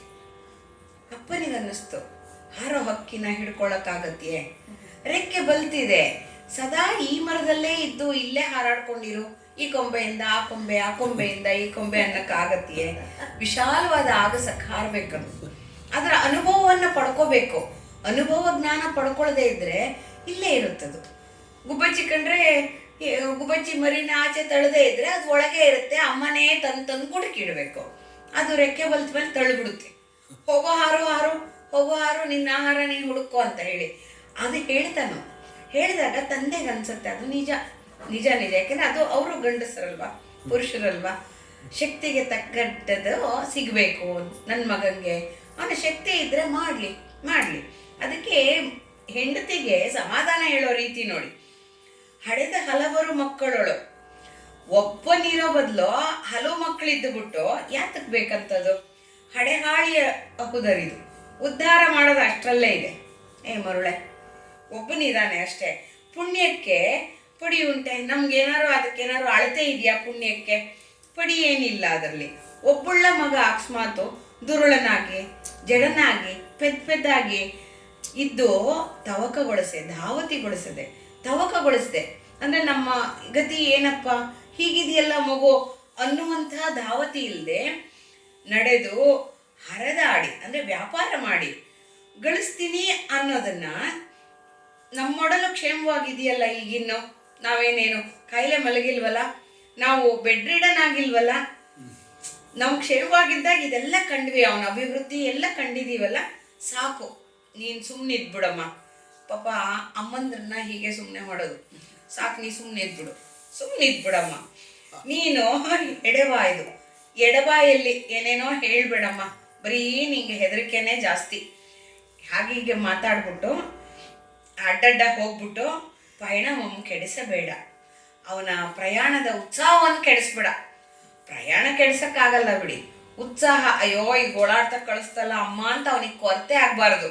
ನೋಡಿ, ತಂದೆ ಮನಸ್ಸಿರೋ ಯೋಚನೆ ಮಾಡೋ ರೀತಿನೇ ಬೇರೆ. ಅಭಿವೃದ್ಧಿ ಆಗ್ತಿದ್ದಾನೆ ಬಿಡು ಎಂದು ವನಿತೆಯನ್ನು ಪತಿ ಬೋಳೈಸಲು ಸಮಾಧಾನ ಮಾಡಂದ್ಬಿಟ್ನಂತೆ.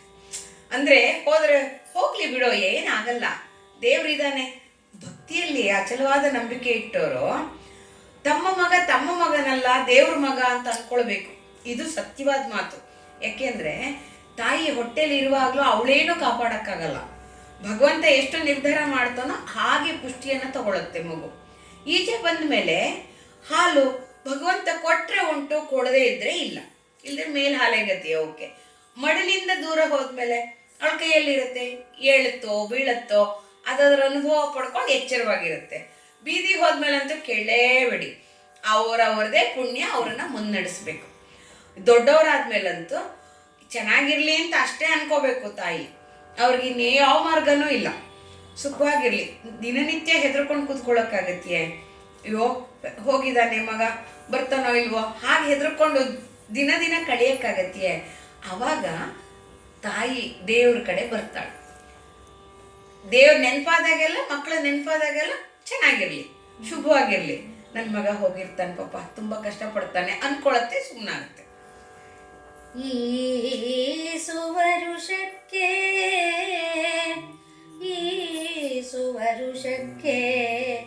ಈ ಸುತಿಂಗಳಿಂಗೆ ಈ ಸುದಿನಕ್ಕೆ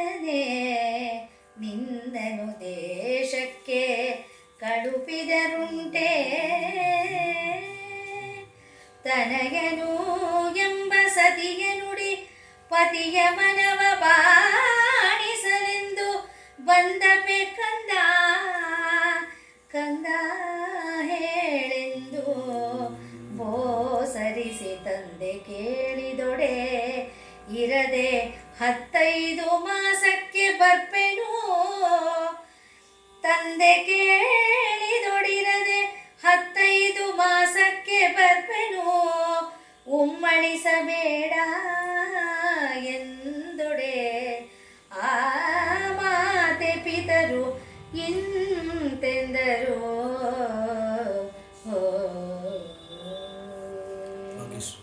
ಎಷ್ಟೇ ಸಮಾಧಾನ ಮಾಡಿದ್ರೂ ಪುಣ್ಯವತಿಗೆ ಸಮಾಧಾನವಿಲ್ಲ. ಯಜಮಾನರಿಗೆ ಪತಿಗೆ ಹೇಳಿದ್ರು, ಇಷ್ಟು ವರ್ಷ, ಇಷ್ಟು ತಿಂಗಳು, ಇಷ್ಟು ದಿನ, ಇಷ್ಟಕ್ಕೆ ವಾಪಸ್ ಬರ್ತೀನಿ ಅಂತ ಹೇಳಿದಿರಾ ಮಗನನ್ನು ಕಳಿಸ್ಬಿಟ್ರೆ, ನಿನ್ನನ್ನು ಪರದೇಶಕ್ಕೆ ಬೇರೆ ದೇಶಕ್ಕೆ ಕಳಿಸ್ಬಿಟ್ರೆ ಉಂಟೆ ತನಯ್ಯನನ್ನು ನನ್ನ ಒಬ್ಬನೇ ಮಗನ ಕಳಿಸೋದುಂಟೆ ಎಂಬ ಸತಿಯ ನುಡಿ ಪತಿಯ ಮನವ ಬಾಣಿಸಲೆಂದು. ಅಂದರೆ ಪತಿಗೆ ಸಮಾಧಾನ ಒಪ್ಪಿಸ್ಬಿಟ್ಟು ಬಂದಿಯಾಳೆ ಹೇಳಕ್ಕೆ. ನೀ ಎಷ್ಟು ದಿನ ಹೋಗ್ತೀಯಾ, ಎಷ್ಟು ದಿನ ಇರ್ತೀಯಾ, ಎಷ್ಟು ದಿನಕ್ಕೆ ಬರ್ತೀಯಾ, ಇದೆಲ್ಲ ಹೇಳಪ್ಪ ನೀನು. ಬಾಣಿಸಲೆಂದು ಬಂದೆಬೇಕಂದ.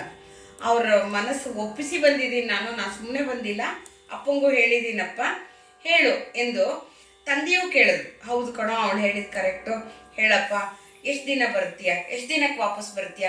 ನಾವು ಏನು ನೆಚ್ಕೊಂಡಿರ್ಬೇಕು, ಏಕೆಂದರೆ ಅವಾಗೆಲ್ಲ ಈಗಿನಂಗೆ ಮೊಬೈಲ್ ಆಗಲಿ ಯಾವ ಸಂಪರ್ಕ ಸಾಧನವೂ ಇಲ್ಲದಿದ್ದ ಕಾಲ. ಹೋದರೆ ಅವ್ರು ಬಂದರೆ ಅವರೇ ಬರಬೇಕಷ್ಟೆ. ಇಂತೆಲ್ಲ ಕಾಶಿ ಯಾತ್ರೆಗೆ ಹೋದರು ಅಂದರೆ ಬಂದ ಮೇಲೆ ನಿಜ, ಹೋಗಿದ್ರು ಬಂದರು, ಇಲ್ದಿದ್ರೆ ಗೊತ್ತಿಲ್ಲ. ಮತ್ತೆ ಕಾಡುಗಳು ಬೇರೆ, ಕಾಲ್ನಡಿಗೆಯಲ್ಲಿ ಹೋಗ್ಬೇಕು ಅವರು. ದುಷ್ಟ ಮೃಗವೂ ಇರುತ್ತೋ, ಕಳ್ಳರಿರ್ತಾರೋ, ಕಾಕರಿರ್ತಾರೋ, ಯಾಕೆಂದರೆ ಅವ್ರ ಹಿಂದೆ ಗಾಡಿ ಇರೋದು. ಅವ್ರಿಗೆ ಆಹಾರ, ನೀರು ಏನೇನು ಬೇಕಾಗುತ್ತೋ ಅಗತ್ಯ ವಸ್ತುಗಳನ್ನೆಲ್ಲ ಇಟ್ಕೊಂಡು. ಅಂಥ ಕಾಲದಲ್ಲಿ ಒಬ್ಬನೇ ಮಗ ಹೊರಟು ನಿಂತಿದ್ದಾನೆ. ಅದಕ್ಕೆ ಅವಳು ಕೇಳ್ತಾಳೆ, ತಂದೆನೂ ಕೇಳಿದ್ರು ಜೊತೆಗೆ, ಜೋಡು ವಾಲ್ಗತ್ತರ ಇಬ್ಬರು ಕೇಳ್ಕೊತಾ ಇದ್ದಾರೆ ಪಾಪ. ಹೆಂಗೆ ಬರ್ತೀಯ ಅಂದಾಗ 15 ಮಾಸಕ್ಕೆ ಬರ್ಪೇನು, ಉಮ್ಮಳಿಸಬೇಡ, ತುಂಬ ದುಃಖಪಟ್ಟು ದುಃಖಿತರಾಗಬೇಡಿ ನೀವು. ಒಂದು 15 ಮಾಸ ಅಂದರೆ 1-1.5 ವರ್ಷಕ್ಕೆ ಬರ್ತೀನಿ, 1-1.5 ವರ್ಷಕ್ಕೆ ಅಂದಾಗ ಮಾತಾಪಿತರು ಹೀಗಂತಾರೆ.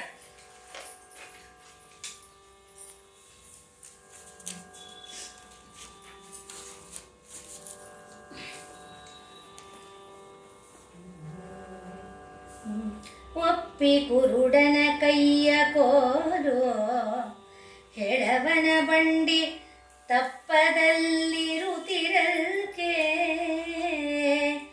ಅಲ್ಲದೊಂದಡಿಗಿಡಲ್ ಅಲ್ಪಪ್ಪುದು ಎಂಬಂತಿರೇ ಅಲ್ಲದೊಡೆ ಈ ಅಡಿಗಿಡಲ್ ಅಪ್ಪುದು ಅದೇ ಎಂಬಂತಿರೆ ಎಲೆ ಮಗನೆ ಕೇಳು ನೀನು ಯಮಗಾಡಿದ ಅವಧಿಯ ದಿನಂ ಬಪ್ಪಂದು ತನಗೆ ಮೊಸುರು ಬಿಡಿದು ಬಟ್ಟೆಯ ನೋಡುತ್ತಿಪ್ಪೆವು ನೀನು ಯಮಗಾಡಿದ ಅವಧಿಯ ದಿನಂ ಬಪ್ಪಂದು ತನ ಕುಸುರು ಬಿಡಿದು ಬಟ್ಟೆಯ ನೋಡುತ್ತಿಪ್ಪೆವು ಆ ದಿನಕ್ಕೆ ಬಾರದೊಡೆ ದಾರುಣಿಯ ಮೇಲಿಪ್ಪುದು ದಾರುಣಿಯ ಮೇಲೆ ಇಪ್ಪುದಿಲ್ಲ ಇದನರಿದು ಬೇಗವಾ ಬಾರದಿರು ಹೋಗು ಸುಖಿಯಾಗೆಂದರು.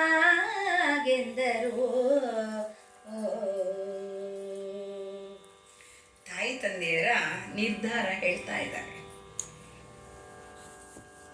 ಒಪ್ಕೊಂಡಿದ್ದೀವಪ್ಪ, ಕುರುಡನ ಕೈಗೋಲನ್ನು ಕಳಚಿಕೊಟ್ಟಿದ್ದೀವಿ, ಕಾಲಿಲ್ದವ್ರ ಬಂಡಿನೂ ಕೊಟ್ಬಿಟ್ಟಿದ್ದೀವಿ. ಅಂದರೆ ನೀನಿಲ್ಲದೆ ನಮ್ಗೆ ಈ ಸ್ಥಿತಿ ಆಗ್ಬಿಡತ್ತೆ.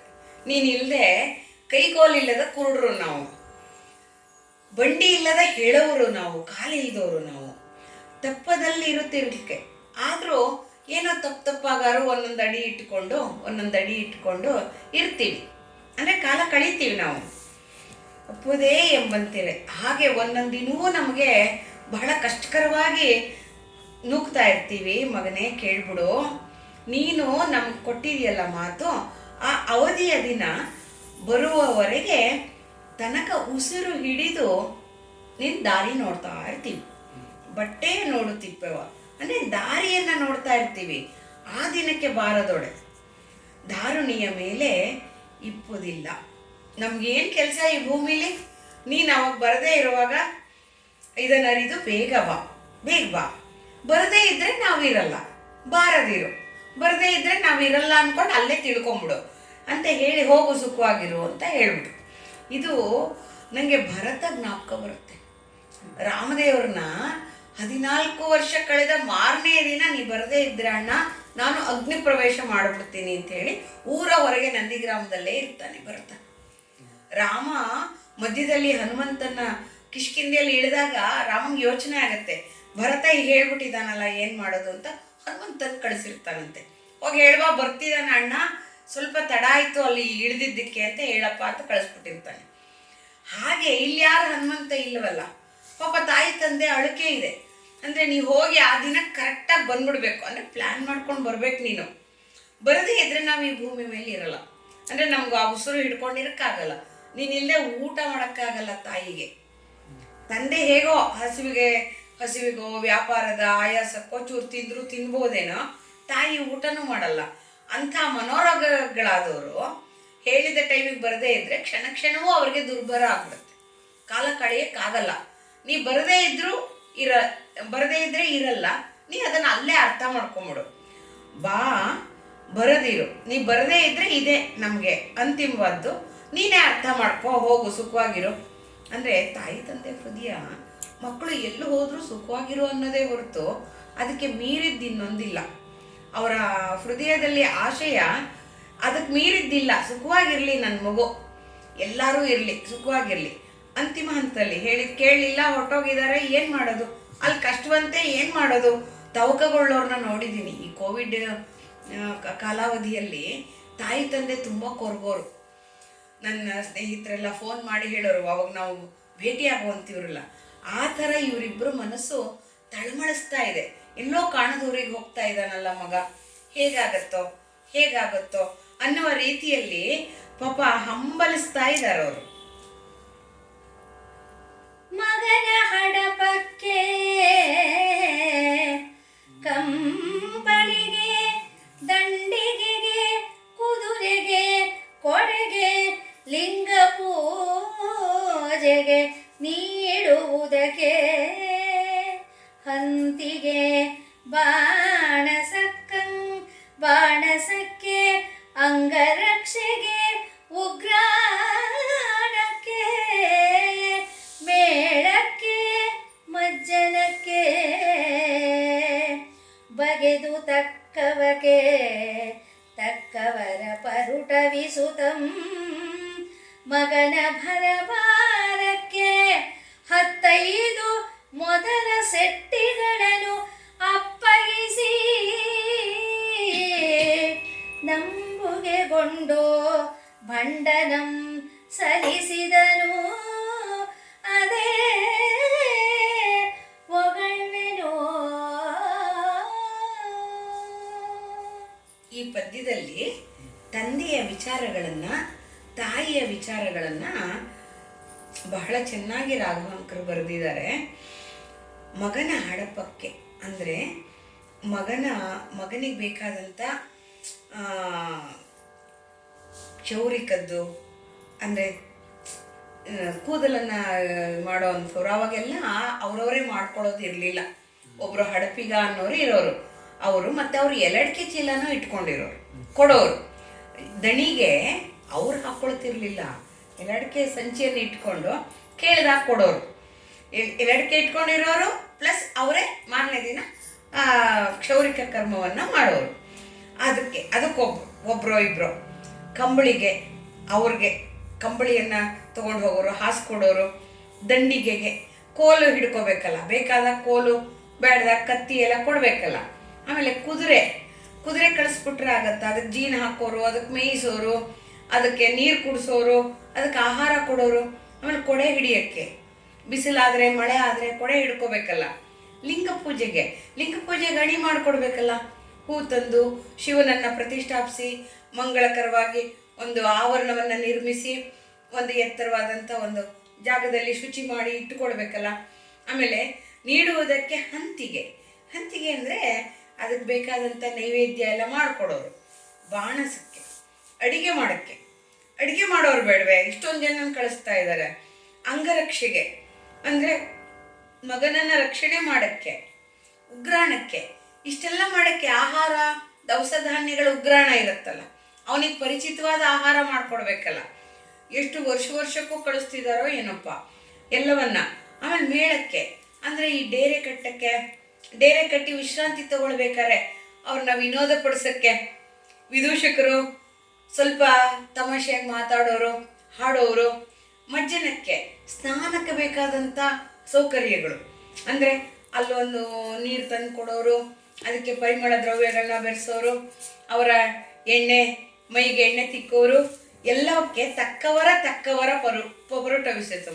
ಯಾವುದಕ್ಕೆ ಯಾರು ಬೇಕೋ ಅವರನ್ನು ಹವಣಿಸ್ಕೊಟ್ರಂತೆ ಸವಿಸ್ತಾರವಾದ ಜನರನ್ನು. ಅಂದರೆ ಒಂದು ದೊಡ್ಡ ಗುಂಪು ಮಗನ ಭರಭಾರಕ್ಕೆ ಅಂದರೆ ಮಗನ ವ್ಯಾಪಾರದ ಕೆಲಸಕ್ಕೆ ತೊಂದರೆ ಆಗದಂಗೆ 15 ಮೊದಲ ಸೆಟ್ಟಿಗಳನ್ನು ಅಪ್ಪಯಿಸಿ ಅಂದರೆ ಒಪ್ಪಿಸಿ 16 ಪ್ರಮುಖ ಶ್ರೇಷ್ಠಿಗಳನ್ನು ಕರೆಸಿ ಅವ್ರನ್ನ ಒಪ್ಪಿಸಿ ಅವ್ರನ್ನೆಲ್ಲ ಅವರ ಮಕ್ಕಳನ್ನೆಲ್ಲ ಕಳಿಸಿದ್ದಾರೆ. ಜೊತೆಯಲ್ಲಿ ಇರಬೇಕು ನೀವೆಲ್ಲ ಇಂಬುಗೊಂಡು, ನೀವು ಜೊತೆಯಲ್ಲಿದ್ದರೆ ಸ್ವಲ್ಪ ಎಕ್ಸ್ಪೀರಿಯನ್ಸ್ ಅನುಭವ ಇರೋರು ಹಿರಿಯರು ನೀವೆಲ್ಲ ನನ್ನ ಮಗನ ಜೊತೆಗೆ ಹೋಗಿ, ಆಗ ನಂಬಿಕೆ ಬರುತ್ತೆ ನನಗೆ. ನಿಮ್ಮ ಮೇಲೆ ನಂಬಿಕೆ ಇಟ್ಟು ಭಂಡಮಮ್ಮ ಅಂದರೆ ಸರಕಿನ ಭಂಡಾರವನ್ನು ಕೊಡ್ತಾರೆ. ಅಪ್ಪ ಕೊಡ್ತಾರೆ, ಅಮ್ಮ ಮಿಕ್ಕಿದೆಲ್ಲ ನೋಡ್ಕೋ, ಸ್ನಾನದ್ದು ಅಡುಗೆದು ಎಲ್ಲ ಅಮ್ಮ ನೋಡಿಕೊಂಡ್ರೆ, ಈ ಭಂಡಾರ ಕೊಡೋದು, ಯಾರನ್ನ ಕಳಿಸ್ಬೇಕು ಜೊತೆಲಿ ಅನ್ನೋ ಗಂಡಸರನ್ನು ಯಾರು ಕಳಿಸ್ಬೇಕು ಅನ್ನೋದನ್ನ ನೋಡ್ಕೊಳ್ಳೋದು ಎಲ್ಲವನ್ನ ತಂದೆ ನೋಡಿಕೊಂಡು ಒಂದು ಅಣಿ ಮಾಡ್ತಾರೆ. ಅಂದರೆ 1.5 ವರ್ಷ ಹೋಗ್ಬೇಕಾದ್ರೆ ಏನೇನು ಬೇಕಾಗತ್ತೆ ತನ್ನ ಮಗನಿಗೆ ಅಂತ ತಾಯಿ ತಂದೆ ಇಬ್ಬರು ಕೂತ್ಕೊಂಡು ಲೆಕ್ಕ ಹಾಕಿ ಎಲ್ಲವನ್ನ ಹವಣಿಸ್ತಾರೆ. ಪರಿಟವಿಣೆ ಅಂದರೆ ಹವಣಿಸೋದು. ಪರಿಟವಣೆ ನಿಂದು ಒಂದಲ್ಲ ಎರಡಲ್ಲ ತುಂಬ ಪರಿಟವಣೆ ಬೇಕು ಅಂತವ್ ನೋಡಿ. ಆ ಪದ ಇನ್ನೂ ಇದೆ ನಮ್ಮ ರೂಢಿಯಲ್ಲಿ. ಎಷ್ಟು ಪೈಠಾವಣೆ ಅಂತ ಬದಲಾಯಿಸ್ಕೊಂಡ್ಬಿಟ್ಟಿದ್ದಾರೆ ಅದನ್ನ. ಪರಿಟವಣೆ ಅನ್ನೋದನ್ನ ಪೈಠಾವಣೆ ಅಂತ ಅಂದ್ಕೊಂಡು, ಪೈಠಾವಣೆ ಇಲ್ಲದ್ದೆಲ್ಲ ಬೇಕು. ಬರೀ ಒಂದು ಮೊಸರನ್ನ ತಿನ್ನಕ್ಕಾಗಲ್ಲ, ಅದಕ್ಕೆ ಒಗ್ಗರಣೆ ಬೇಕು, ಅದಕ್ಕೆ ಈರುಳ್ಳಿ ಬೇಕು, ಅದಕ್ಕೆ ಇದು ಬೇಕು ಅದು ಬೇಕು ಅಂತ ಬೈತಾರೆ ಮಕ್ಕಳನ್ನ. ಅದೆಲ್ಲ ನಾವು ಆಡುಭಾಷೆಯಲ್ಲಿ ಉಪಯೋಗಿಸ್ತೀವಿ. ಆ ಮಾತನ್ನ ಇಲ್ಲಿ ರಾಘವಾಂಕರು ಉಪಯೋಗಿಸಿದ್ದಾರೆ. ಎಲ್ಲದನ್ನ ನೋಡೋದು, ಆ ಅಣಿ ಮಾಡೋ ರೀತಿ ಇದೆಯಲ್ಲ, ಅದು ಎಷ್ಟು ಆನಂದ ಕೊಡುತ್ತೆ ಅಂದರೆ, ಇಷ್ಟು ಜವಾಬ್ದಾರಿ ಇರಬೇಕು ಗೊತ್ತಿರುತ್ತೆ. ಯಾಕೆಂದರೆ ಈ ಕಾಲದಲ್ಲಿ ಮಕ್ಕಳನ್ನ ಕಳಿಸ್ಬೇಕಾರೆ ಎಷ್ಟೆಷ್ಟು ಪುಡಿಗಳನ್ನ ಮಾಡೋರ ಹತ್ರ ಮಾಡಿಸಿ, ತಾವು ಮಾಡೋದನ್ನ ಮಾಡಿ, ತಿಂಡಿಗಳನ್ನ ಮಾಡಿ ಎಲ್ಲ ಮಾಡಿ ಕಳಿಸ್ತಾರೆ ಮಕ್ಕಳನ್ನ. ಫಾರಿನ್ಗೆಲ್ಲ ಕಳಿಸ್ಬೇಕು, ಅಲ್ಲೆಲ್ಲೂ ಸಿಗಲ್ಲ ಅನ್ನೋದು ಇವ್ರಿಗೆ ತೊಂದರೆ. ಅಲ್ಲಿ ಏನಿಲ್ಲ, ಎಲ್ಲ ಸಿಗತ್ತಂತೆ. ಆದರೆ ತಾಯಿಯ ಮನಸ್ಸು ನಿಲ್ಲಲ್ಲ. ಸಿಗದೆ ಇದ್ರೆ ಪಾಪ ನನ್ನ ಮಗಂಗೆ ಸಿಗದೆ ಇದ್ರೆ ಅನ್ನೋ ಇದಕ್ಕೆ ಕಳಿಸ್ತಾರೆ. ಅದರಿಂದ ಅದು ಒಂದು ಚಂದ. ಅಂದರೆ ಅಕ್ಕರೆಯನ್ನ ವ್ಯಕ್ತಪಡಿಸುವಂಥ ಒಂದು ಮಾಧ್ಯಮ. ಈಗ ಬೇಕಾದವ್ರಿಗೆ ಏನು ಕೊಡದೆ ಕಳಿಸೋ ಬದಲು 2 ಹಣ್ಣು, ಒಂದು ಕುಂಕುಮ, ಗಂಡಸರು ಕೊಡೋ ಹಾಗಿಲ್ವಲ್ಲ ಅಂತ ಎಷ್ಟೋ ಸಲ ಬೇಜಾರಾಗುತ್ತೆ ನನಗೆ. ಪಾಪ ಅವ್ರನ್ನ ಹಾಗೆ ಕಳಿಸ್ಬೇಕಲ್ಲ. ಕೆಲವರು ಏನು ತಗೊಳ್ಳಲ್ಲ ಅಂದ್ಬಿಡ್ತಾರಲ್ಲ, ಬೇಜಾರಾಗ್ಬಿಡುತ್ತೆ ಮನಸ್ಸಿಗೆ. ಅವಾಗ 2 ಗೋಡಂಬಿನಾರು ಕೊಡಬೇಕು. ಕೊಟ್ರೇನೆ ಆ ತಾಯಿ ಮನಸ್ಸು ಇದಾಗೋದು. ಏನೋ ಒಂದು ಬಾಯಲ್ಲಿ ಸಿಹಿ ಆಡಲಿ ಅನ್ನೋ ಕಾಲಕ್ಕೆ ಆ ಥರ ಸಿದ್ಧಗೊಳಿಸ್ತಾ ಇದ್ದಾರೆ ಮಗ ಹೋಗೋ ಮುಹೂರ್ತಕ್ಕೆ. ಈ ನಾಡೋಳು ಈ ಕಡೆಯೊಳು ಈ ದಿಶಾವರದೋಳು ಇಂತು ಈ ನಗರಿಗಳೊಳು ಈ ರಾಜ್ಯ ವಿತತಿಗಳೊಳು ಈ ನೆಲದೊಳು ಇಂತಿವು ಪ್ರಿಯವಿವು ಸಲುವವಿವು ಬೇಹವಿವು ಬೆಲೆಗೈವವು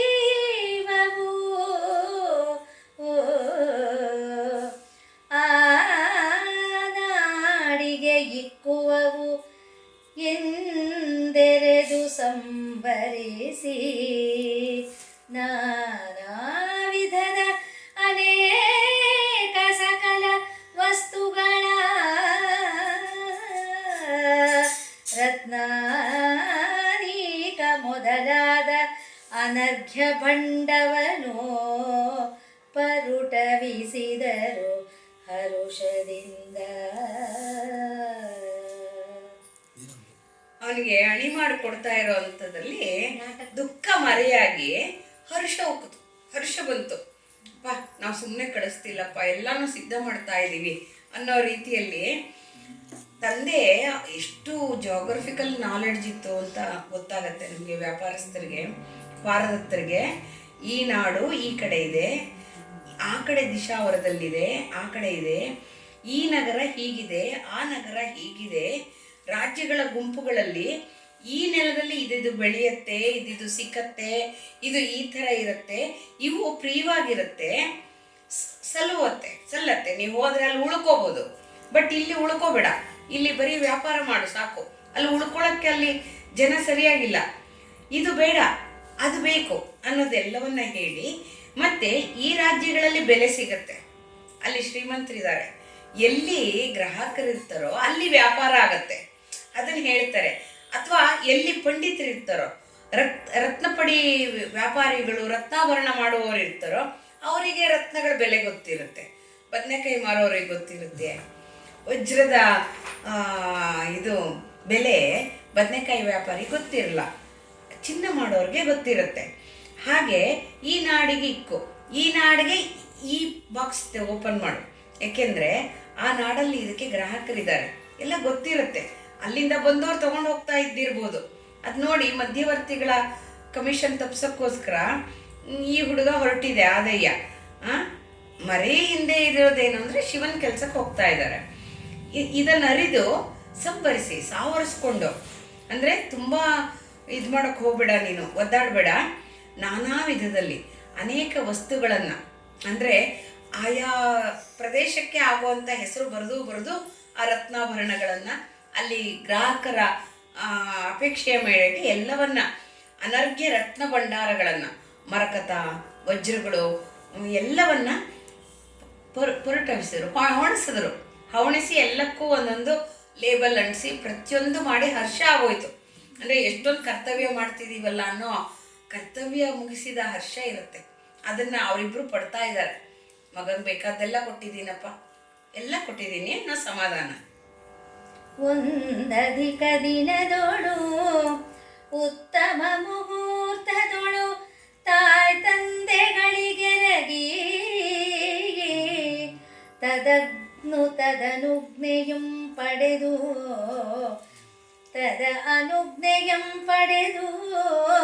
ಶಿವ ಮಂದಿರ ಕೈ ತಂದು ನೀನಿತ್ತ ಬೆಸರ ನಡೆಸಲು ನಿನ್ನ ಮಾತ ನಂಬಿ ಮುಂದೀಗ ಹೋಗುತ್ತಿದ್ದೇನು ಎನೆ, ಹಿಂದೆ ಬೇಗಬಹುದು ಎಂದಿಂತು ಕಾರ್ಪಣ್ಯವಂ ತೋರಿ ಬೇಡಿಕೊಂಬಂದು ಅಂದಿಂ ಸೋಮನಾಥಂಗೆರಗಿ ಬೀಳ್ಕೊಂಡು ಹೋದನು ಅಂದು ಆದಯ್ಯನು.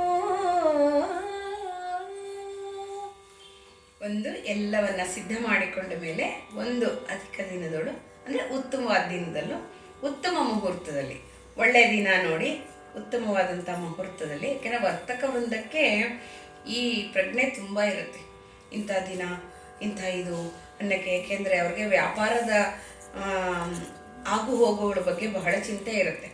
ತಾಯಿ ತಂದೆಗಳಿಗೆ ನಮಸ್ಕಾರ ಮಾಡಿ ಅನುಜ್ಞೆಯನ್ನು ಪಡೆದು, ಆಗ ಆಜ್ಞೆಯನ್ನು ಪಡ್ಕೊಂಡು ಅವ್ರಿಗೆ ಹೋಗ್ಬಾರಪ್ಪ ಶುಭವಾಗಲಿ ಅಂತ ಅನ್ನಿಸ್ಕೊಂಡು ಶಿವಮಂದಿರಕ್ಕೆ ಬಂದ. ಇಲ್ಲಿದೆ ಒಳಗುಟ್ಟು. ಅವನ ಜೀವನ ಯಾಕೆ ಬಂದಿರೋ ಕಾರಣ ಏನೋ ಅವನಿಗೆ ಗೊತ್ತಿದೆ. ಆದಿನಾಥನಿಗೆ ಸ್ವಾಮಿ ಹೇಳ್ತಾ ಇದ್ದಾನೆ, ನೀನು ನನಗೆ ಒಪ್ಪಿಸಿದ ಕಾರ್ಯನ ನಡೆಸೋಕ್ಕೆ ನಾನು ಹೋಗ್ತಾ ಇದ್ದೀನಿ, ಈಗ ನಿನ್ನ ಮಾತನ್ನೇ ನಂಬಿದ್ದೀನಿ, ಅಲ್ಲಿ ಏನಾಗುತ್ತೋ ಅದು ನಿನ್ನದೇ, ನಿನ್ನ ಕೆಲಸಕ್ಕೆ ಹೋಗ್ತಾ ಇದ್ದೀನಿ ತಂದೆ, ನೀ ಮಾಡಿಸು. ನಿನ್ನನ್ನು ಇಲ್ಲಿ ಬಿಟ್ಟು ಹೋಗ್ತಾ ಇದ್ದೀನಿ, ಸೋಮನಾಥನ್ನ ಬಿಟ್ಟು ಹೋಗ್ತಾ ಇದ್ದೀನಿ, ಸೌರಾಷ್ಟ್ರದ ಸೋಮನಾಥನ್ನ, ಕೈಲಾಸದಂತಿರೋ ಸೋಮನಾಥನ್ನ ಬಿಟ್ಟು ಹೋಗ್ತಿದ್ದೀನಿ ಅಂತ ಕೊರಗತ್ತೆ ಅವನಿಗೆ. ಅವನ ಮನಸ್ಸು ಕೊರಗತ್ತೆ. ಇದು ನಿಜ ಮನಸ್ಸು ಆದೆಯೆಂದು. ಹಿಂದೆ ಬೇಗ ಬಂದುದು ಎಂದಿಗೋ, ಯಾವಾಗ ಬರ್ತೀನೋ ಏನೋ ಅಂತ ಹೇಳಿ ಕಾರ್ಪಣ್ಯ ಆಯ್ತಂತೆ. ಹೋಗ್ತಿದ್ದೀನಲ್ಲ ತಂದೆ, ನಿನ್ನ ನೋಡೋಕ್ಕಾಗಲ್ವಲ್ಲ ನಾನು, ಏನು ಮಾಡಲಿ ಅಂತ ಹೇಳಿ ತೋರಿ ಬೇಡ್ಕೊಂಡು ಶಿವನನ್ನು ಸಂತೋಷ ಪಡಿಸ್ತಾ, ಅಯ್ಯೋ ನನ್ನ ಬಿಟ್ಟು ಹೋಗೋಕ್ಕೆ ಎಷ್ಟು ಒದ್ದಾಡ್ತಿದೆ ಮಗು ಅನಿಸಿ ಅಂದಿಗೆ ಬೇಡಿಕೊಂಡಾದ್ಮೇಲೆ ಅಂದಂದಿನಿ ಅವತ್ತಿನ ನಮಸ್ಕಾರವನ್ನು ಸೋಮನಾಥನಿಗೆ ಮಾಡಿಕೊಂಡು ಸೋಮನಾಥನಿಂದ ಬೀಳ್ಕೊಂಡು ಬಹುಶಃ ಶಿವ ಆಶೀರ್ವಾದ ಮಾಡಿರ್ಬೋದು. ಹೋದನಂದು ಅವತ್ತು ಹೋದ ಆದಯ್ಯ ಅಂದರೆ ಹೋಗಬೇಕು ಅನ್ನುವಾಗಿಂದ ಶಿವ ದೇವಸ್ಥಾನಕ್ಕೆ ಪ್ರತಿನಿತ್ಯ ಹೆಚ್ಚಾಗಿ ಹೋಗ್ತಿದ್ದ ಅನಿಸುತ್ತೆ. ಅಂದರೆ ಶಿವನನ್ನು ಬಿಟ್ಟಾಗಲಬೇಕಲ್ಲ ಅನ್ನೋ ಸಂಕಟ ಆಗಿರ್ಬೋದು. ಇದು ಪೂರ್ವಾಶ್ರಮದ ನೆನಪು, ಪೂರ್ವಾರ್ಜಿತದ ನೆನಪಿರುತ್ತೆ ಅವನಿಗೆ. ಅದು ಇಲ್ಲಿ ಸ್ಪಷ್ಟಪಡಿಸ್ತಾ ಇದ್ದಾರೆ ರಾಘವಂಕರು. ವಸುಧಾ ತಳಾಗ್ರದುಳು ಸೋಮನಾಥನ ಕೀರ್ತಿ ಪಸರಿಸಲಿ, ಸರ್ವಭೋಗಗಳು ಅಳವಡಲಿ, ಭಕ್ತ ಸಮೂಹದ ಮನೋರಥಂ ಸದಲಿ, ಶೈವ ಸಮಯಾಚಾರ ದಿಕ್ತಟವನು ಮುಸುಕಲಿ, ಸಮಸ್ತ ಜೀವರು ಸುಖವನಾಂತು ಸಂತಸವನೈದಲಿ, ಸಮಸ್ತ ಜೀವರು ಸುಖವನಾಂತು ಸಂತಸವನೈದಲಿ ಎನ್ನುತ್ತ ತನ್ನರಸಿ ಪದುಮಾವತಿ ಸಹಿತ ಒಳಪೊಕ್ಕನು ಅಂದು ಆದಯ್ಯ ಸೋಮನಾಥನ ಬಲದ ಕಂಬದೊಳಗೆ